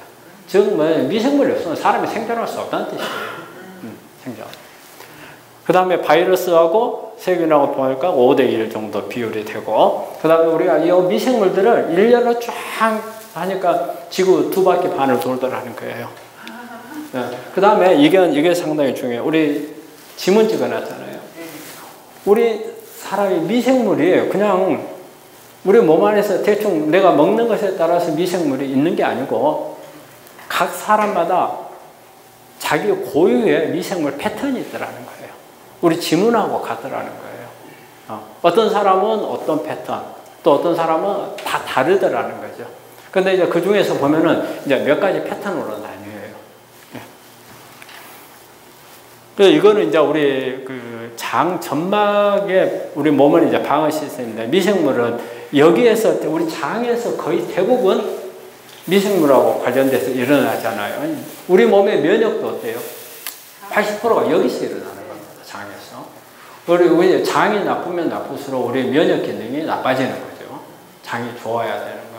이 기전을 보면은 이게 이제 갈트라고 해가지고 장 점막 방어 시스템인데 GALT, Gut Associated Lymphoid Tissue 해가지고 갈트죠. 그래서 여기 장 내에 있는 세균들 분포고 여기에 이제 점액층이 있는 거죠. 점액층이 있고 그 다음에 이게 이제 상피세포가 있고 그래서 이제 우리가 여기에 구멍이 여기 세포하고 세포 사이에 뚫리면 어때요? 장두수증이 되는 거고 그 다음에 여기에 보면은 이게 전부 다 어때요? 이게 마이크로빌라이 이게 손상을 받으면 영양 결핍이 오죠. 흡수가 안 돼요. 좋은 우리 영양소나 미네랄들 흡수가 차단이 되죠. 그 다음에 이제 우리가 여기 M셀, 마이크로폴드 셀이라는 건데 여기를 통해서 우리가 지용성 물질들이 여기서 통해서 들어가죠. 또 뭐냐면 여기를 통해서 세균들도 여기서 항원들이 이쪽으로 통해서 들어가요. 그래서 여기가 세균들이 항원들이 들어오는 입구이기 때문에 여기를 쫙 페이어스 패치가 차단을 하고 있는 거예요. 여기서 대기하고 있어요. 이게 저기 들어오는 통로예요. 근데 여기에는 통로만 있는 게 아니고 우리 영양분, 지용성 영양분들도 이리 통해서 들어오니까 이게 상당히 중요한 부분이죠. 이게. 그리고 여기 밑에는 이게 세균들하고 균형을 맞추고 싸우기 위해서 어떤 대식 세포라든지 수지상 세포라든지 B셀, T셀 이런 게 다 모여 있는 거죠. 그래서 우리 이게 미생물들하고 질병하고 또 우리 환경이라든지 우리 생리라든지 이런 부분들은 서로 영향을 준다는 거예요. 여기 보면은 어떤 환경이나 그 다음에 이 라이프 스타일, 그 다음에 어떤 생리적인 부분 이런 요소들이 우리 미생물 분포에 영향을 주는 거예요. 우리 미생물하고 우리 몸하고는 별개가 아니라 했잖아요. 우리 몸이 미생물에 영향을 주고 미생물이 우리한테 영향을 주는 거예요. 간단하게 우리 있잖아요. 나쁜 음식, 우리가 지금 그 먹는 음식 중에서 장 안에 있는 미생물들을 우리가 나쁜 미생물을 먹어서 오는 게 아니에요. 음식을 어떤 걸 먹느냐에 따라서 달라져요. 대개 보면은 우리 단 음식, 그 다음에 지방이나 단백질, 육식 종류는 나쁜 세균들이 주로 밥으로 써요. 먹어요. 근데 우리가 좋은 세균들 있잖아요. 좋은 유익균이라고 하죠. 유익균들은 되게 식이섬유를 먹어주면 식이섬유가 균을 유도를 해요. 그래서 우리는 보통 거꾸로 해서 요즘에 프로바이오틱스 말을 많이 하잖아요. 프로바이오틱스를 우리가 좋다고 먹어요. 좋은 유익균이라고. 유익균이라고 먹는데 그거 들어가가지고 가다가 위에서 다 죽어요. 그래서 실제적으로 대장에 얼마나 가겠어요? 많이 못 가죠. 못 가는데 그렇기 때문에 막 예전에 뭐 몇 천만 마리, 몇억 마리, 몇십억 마리, 몇백억 마리 요즘에는 뭐 몇천억 마리까지 나오던데 그거 연락에 먹어야 그게 없어요. 그런데 쉽게 하는 방법이 있단 말이에요. 장내 미생물을 바꿔주는 가장 쉬운 방법은 음식이에요. 음식을 식이섬유 많이 먹으면 유익균으로 바뀌어요. 바로 음식이 균주를 선택을 한다는 거예요. 균주를. 왜 그러냐면요. 우리 식이섬유라든지 음식에 따라서 그걸 분해를 해야 하잖아요. 그 분해하는 균들이 다 달라요. 그러면 식이섬유는 대개 유익균들이 분해를 그게 유익균들이 먹고 사는 밥이기 때문에 그런 균들이 거기 와서 사는 거예요. 그래서 그 균들이 많아져요. 근데 단당류, 이당류 이런 게 많아지게 되면 여기에서 그런 것을 끊는 거는 나쁜 세균들이 주로 그 자리를 끊어요. 중간에. 그러다 보니까 나쁜 세균들이 모일 수밖에 없다는 거예요. 그래서 이제 우리가 장내 미생물 중에서는 이제 다양성이, 예전에는 다양성이란 말을 별로 안 썼어요. 근데 요즘에는 미생물을 좋은 것으로 고르려면 다양성이에요. 이제는요. 모든 게 다양성으로 모여요. 다양성으로. 왜냐하면 균주도 많아야 되고, 그 다음에 종류가 많아야 되는 거예요. 종류가 많아야 되는 이유 중에 하나가, 종류가 많아야 대사 산물이 많아져요. 우리가 프로바이오틱스 좋다 해가지고 뭐 락토바실러스, 비피도 이렇게 넣어주잖아요. 그러면은 걔네들이 만드는 것은 딱 걔들이 만드는 게 한계가 있어요. 더 이상을 못 만들어요. 그러면 다양성이 중요한 이유는 균주를 여러 가지를 넣어주면은요, A라는 균이 A-라는 물질을 만들었어요. B라는 균이 이 A가 만들어낸 A- 대사산물을 가지고 B-라는 대사산물을 또 만들어요. 그러면 그 다음에 또 C라는 균이 B-라는 이 대사산물을 가지고 C-를 만들어요. 그렇기 때문에 균주 숫자가 많을수록 대사산물이 다양해지는 거예요. 그런데 몇 개 안 되는 균을 가지고 했을 경우에는 만들 수 있는 게 한계가 있어요. 그래서 요즘에는 프로바이오틱스가 예전에는 주로 개념이 좋았다가 요즘에는 미생물을 유도를 하는 게 프리바이오틱스가, 음식의 미생물들을 좋은 균을 하더라고 해서 프리바이오틱스가 떴어요. 근데 지금은 어때요? 포스트바이오틱스죠. 왜? 장이 나쁜 사람 프로바이오틱스 연락에 먹어도 안에서 빨리 장 개선을 못해요. 그럼 밖에서 아예 만들어갖고 주자. 그러면은 균주도 수많은 균주를 해가지고서 만들면 되잖아요. 근데 이제 여기에 이제 그 만드는 이제 회사별로 이제 노하우가 달라지는 거예요. 왜 달라지냐면요. 균주를 여러 개 쓰잖아요. 그러면은 균들은 자기들끼리 영역 싸움을 해요, 안에서. 싸움을 해가지고 배지에다가 키우는데 균을 여러 개 놓으면은 싸움을 해갖고 어떤 경우에는 다 공멸해서 다 죽어버려요. 다.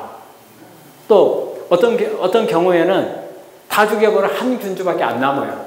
그러면 대사하면 그 균주로밖에 안 나와요. 그리고 또 하나는 뭐냐면 우리가 원하는 이 유산균에서 어떤 대사산물을 원해야 된다 하는데 할 때마다 달라져요.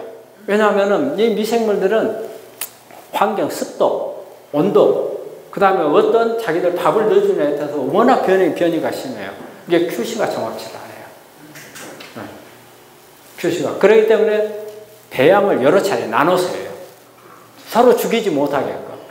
자기들끼리 공생을 하는 균들끼리 한번 배양을 해서 대사산물이 나오면 이걸 다른 또 자기들끼리 공존할 수 있는 균들에다가 넣어줘가지고 또 대사를 시키고 이런 여러 과정을 해서 나와야만이 정확한 포스트바이오틱스가 나와요. 그러니까 이거는 참고로 좀 알아두셔야 돼요. 우리 장 안에 있는 공생균이에요. 공생균을 아까 이야기했죠. 우리 모든 아까 지문 이야기했잖아요. 제가 지문이 있듯이 우리 사람한테도 이 사람 안에 장에도 패턴이 있어요. 대장 안에 있는 미생물들이 무조건 사람마다 아무 균이나 있는 게 아니에요. 이게 대장 노릇을 하는 균들이 있어요. 이것에 따라 달라요. 그러면 우리 이게 그 균들을 사실 보면은 막 이콜라이도 있고 막 사실 헷갈리잖아요. 저도 이런 미생물을 공부를 하면 무지하게 헷갈려요. 그냥 이 그림을 좀 보시면은 도움이 돼요. 왜냐하면은 우리가 그 계문, 강목, 과속종, 분류표 아시죠? 생물 시간에 배우셨죠? 그러면 이게 이게 문이에요. 계문. 문 종류가 우리 장 미생물이 박테리오데스, 피르미큐테스, 프로테오박테리아, 퓨저박테리아, 이 베르코 마이크로비아, 그 다음에 액티노박테리아, 이런 식으로 분류가 되어 있어요. 이게 우리 장 안에 있는 세균들의 분류예요. 분류. 그런데 우리 여기에 보면은 타입 1, 타입 2, 타입 3, 엔테로타입. 장내 이 균 분류가 있어요. 우리 장 안에 있는 패턴들. 이게 보면은 엔테로 타입 1, 1, 2, 3로 우리 사람은 분류가 되어 있어요. 세 가지. 그거는 뭐냐면 1에서는 요 있잖아요. 박테로이데스 균이 대장균이에요. 제일 대장 노릇을 하는 균이에요. 그러면 이 균주가 대장이고 쫄병들을 이 옆에다가 붙여서 들어와요.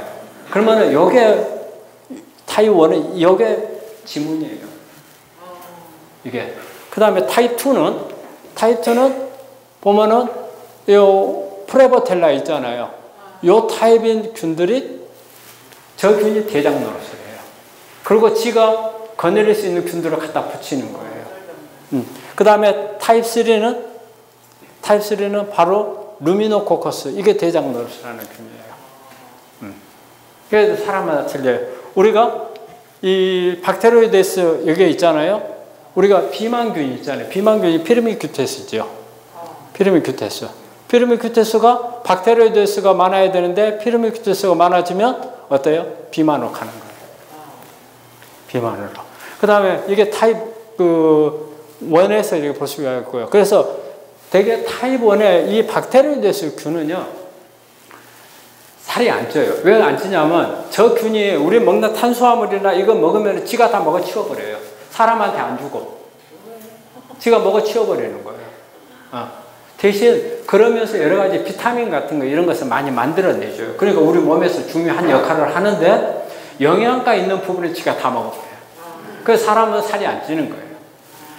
그 다음에 타입 2에서 있는 이 프레보텔라는요, 되게 이 소양인들 보면은 어때요? 그 소양인들이 좀 예민하고, 그 다음에 그 장염이 있는 사람들이 좀 많아요. 과민성 대장염이 있는 사람들, 빨리 지치고 이런 사람들 있잖아요. 아마 이게 프레보텔라가 많을 거예요. 이거는 장 점막 손상을 잘 줘요. 그렇지만 비타민을 만들어줘요. 그래서 우리 장이 좀 민감하고 예민한 사람들은 되게 이 타입이에요. 그 다음에 엔테로 타입 3 요거 있잖아요.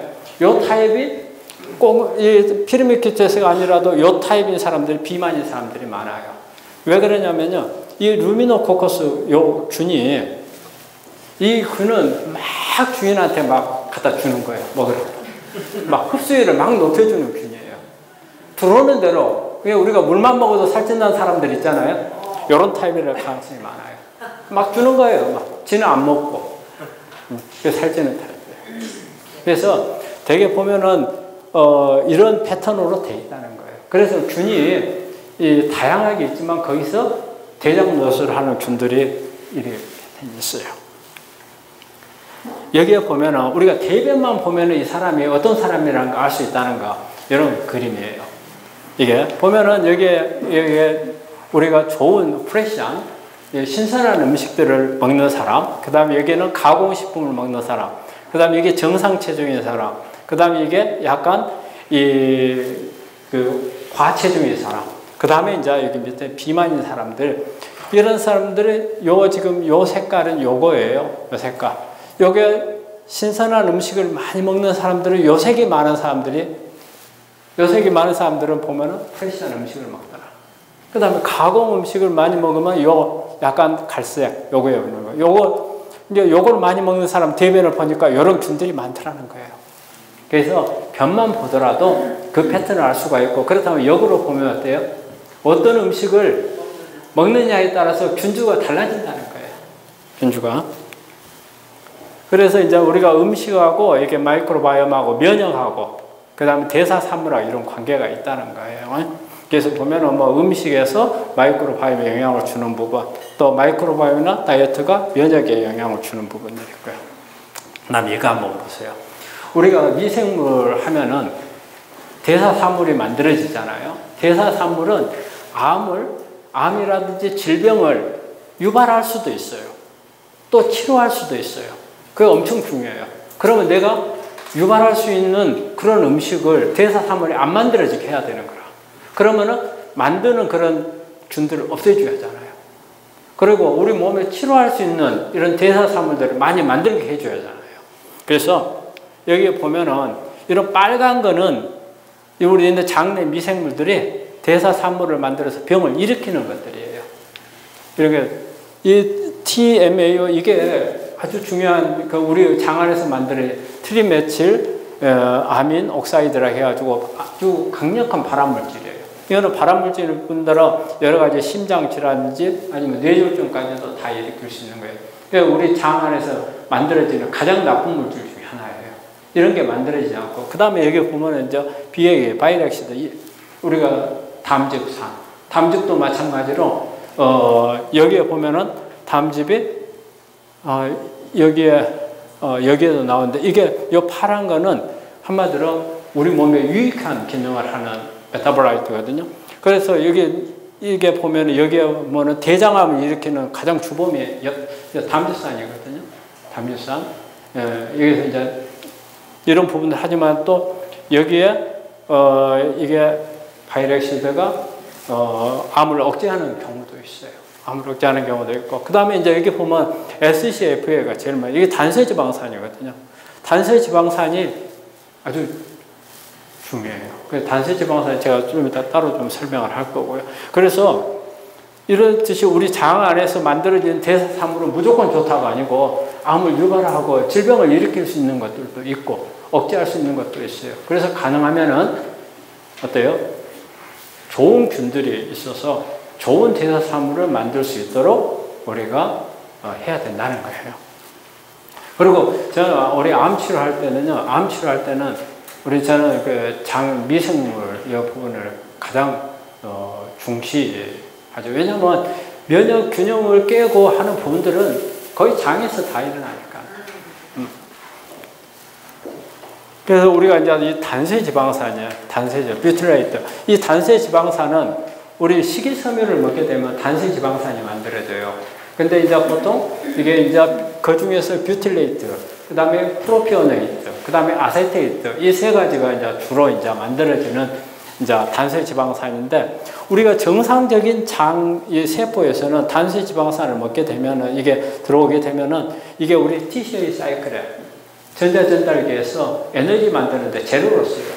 근데 이제 암세포에다가 암세포가 단세지방산을 먹게 되면 이 H닭이라는 유전자를 꺼버려요. 그래서 암을 억제하는 기능을 해요.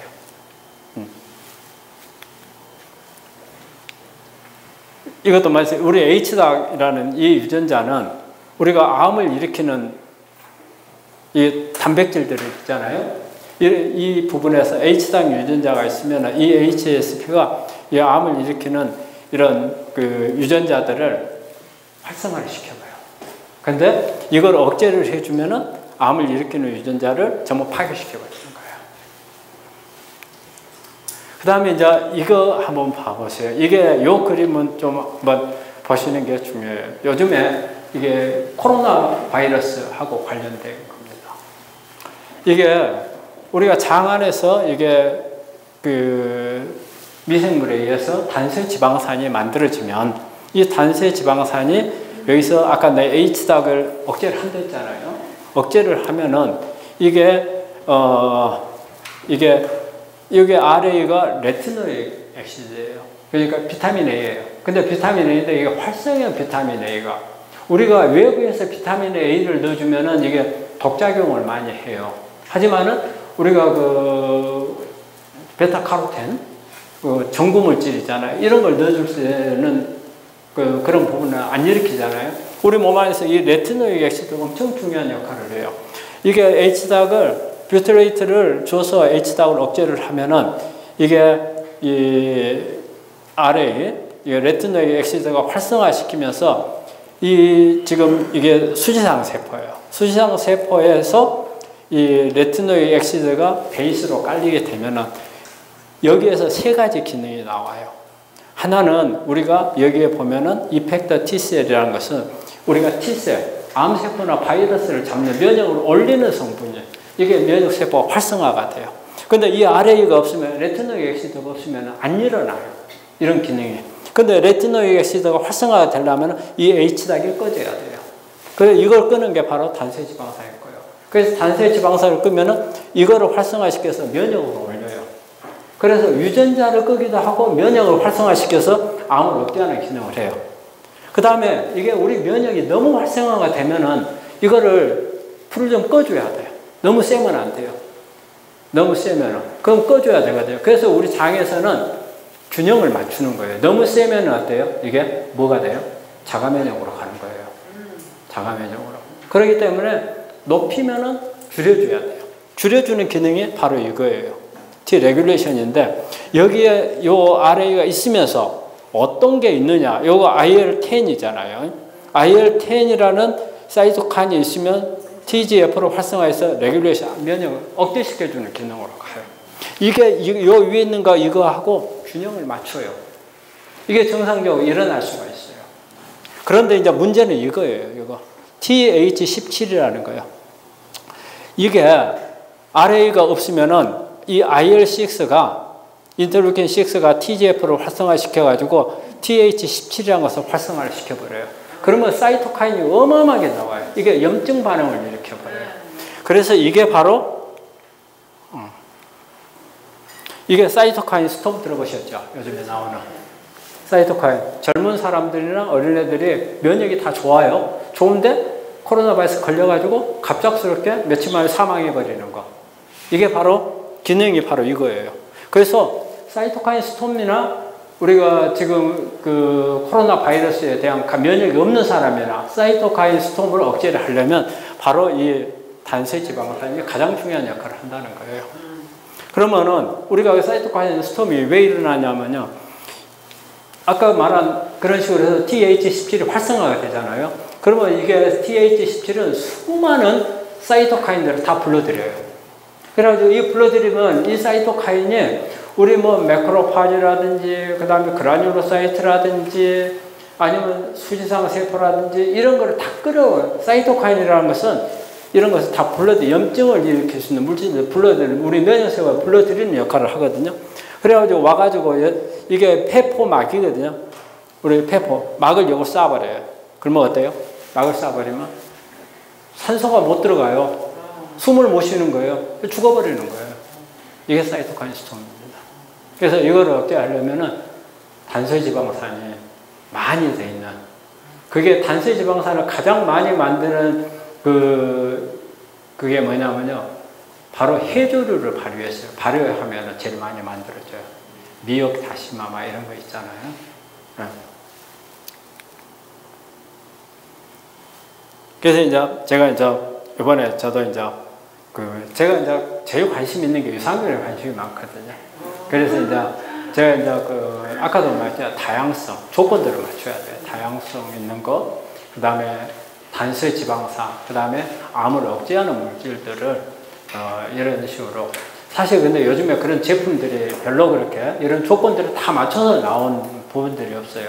그래서 이제 이번에 이제 그런 제품을 하나 제가 사실은 이제 유전자 회사하고 해서 하나를 좀 만든 게 있어요. 그거는 이제 이런 조건들을 좀 맞췄어요.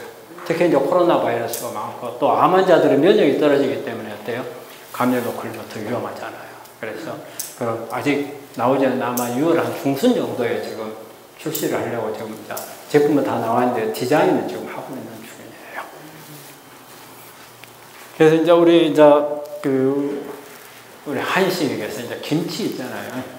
김치 우리 김치 먹는 걸 일본 사람들이 욕을 많이 하죠.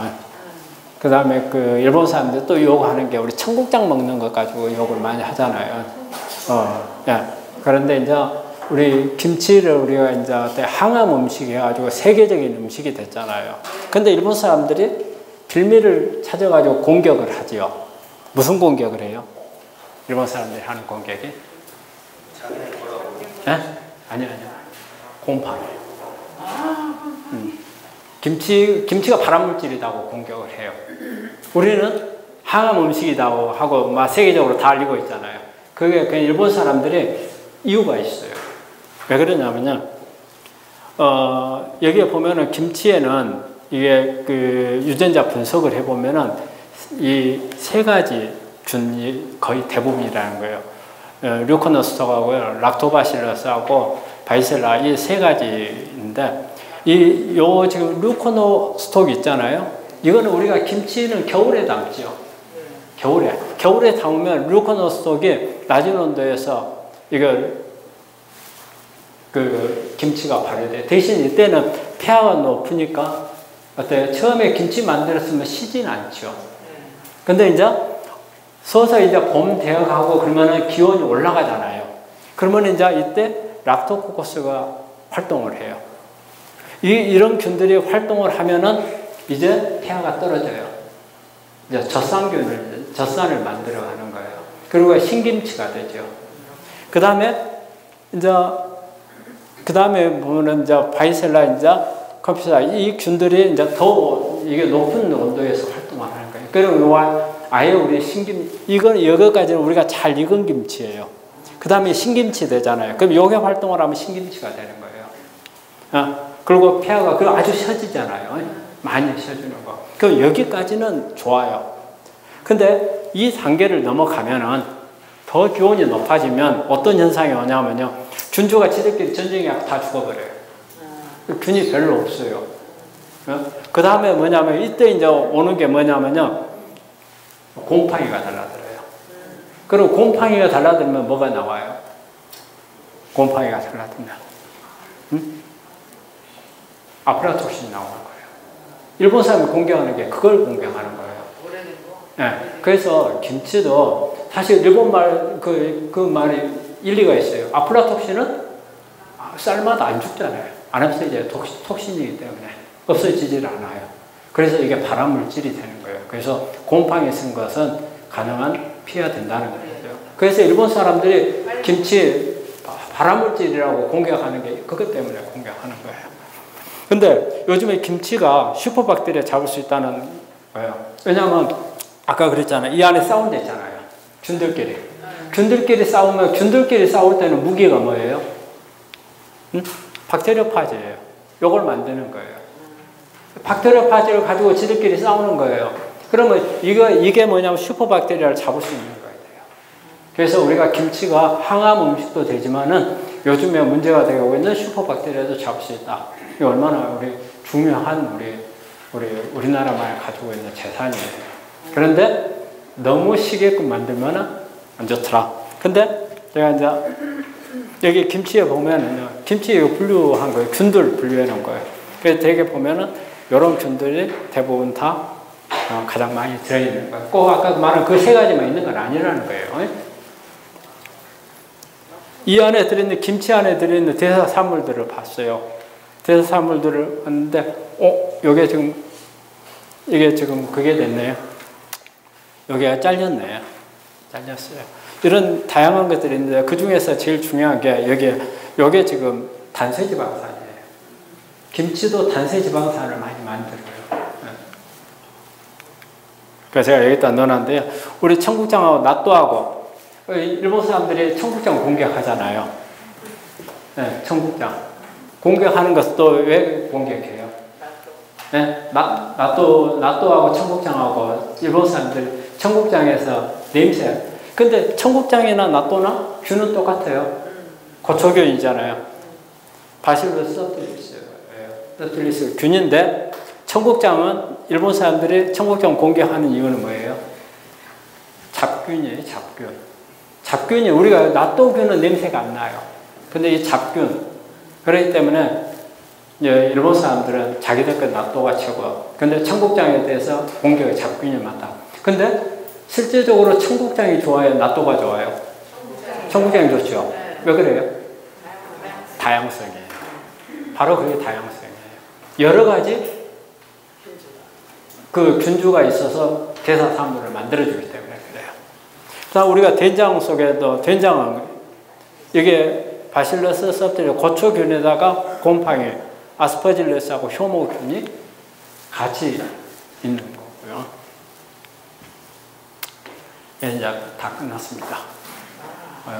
이제 우리 이거 한번 보세요. 우리가 이제 후속 유전학적으로 보면은 옴이라고 붙어 있는 건 다 유전자를 말해요. 엑스포솜은 우리 외적 환경이 유전자에 미치는 영향을 연구하는 게 엑스포솜. 그 다음에 에피제놈은 후속 유전학을 연구하는 거. 그 다음에 마이크로바이옴 미생물 연구. 그 다음에 메타볼림 대사산물. 그 다음에 프로테인 단백질. 그 다음에 여기는 전사인자. 그 다음에 유전자. 그 다음에 해부학, 생리학, 표현학. 이런 부분들이 이런 식으로 지금 많은 연구 분야가 있는데 우리는 사실 에피제닉스가 상당히 중요하고 마이크로도 중요합니다. 제가 이번에 이제 만든 제품에 대해 포장되었습니다. NK역을 당했어요. 여기에는 25가지 정도의 균주를 넣었어요. 대개 보면 프로바이오틱스에 균주가 별로 없거든요. 근데 이거를 25가지, 거의 한 30가지 가까이 돼요. 근데 이거를 하려면 한꺼번에 배제에다가 키우지는 못해요. 그래서 이거를 지금 3차례에서 보통 한 5차례까지 이렇게 배양을 해가지고 그걸 합쳐요. 그러니까 1단계별, 근데 순서가 있어야 돼요. 순서가 틀리면 또 안 돼요. 왜냐면 아까 이야기했잖아요. A라는 균이 A-를 만들고 B라는 균이 A-를 가지고 B-를 만들고 이게 순서가 바뀌면 균이 다 죽어버려요. 그렇기 때문에 이런 부분들이 이제 그 노하우로 돼 있는 거고요. 그래서 한 6월 15일경에 이게 만들어져서 제가 나중에 한번 이 부분에 대해서 설명하는 자리가 있으면 한번 요 부분만 가지고 한번 설명하겠습니다.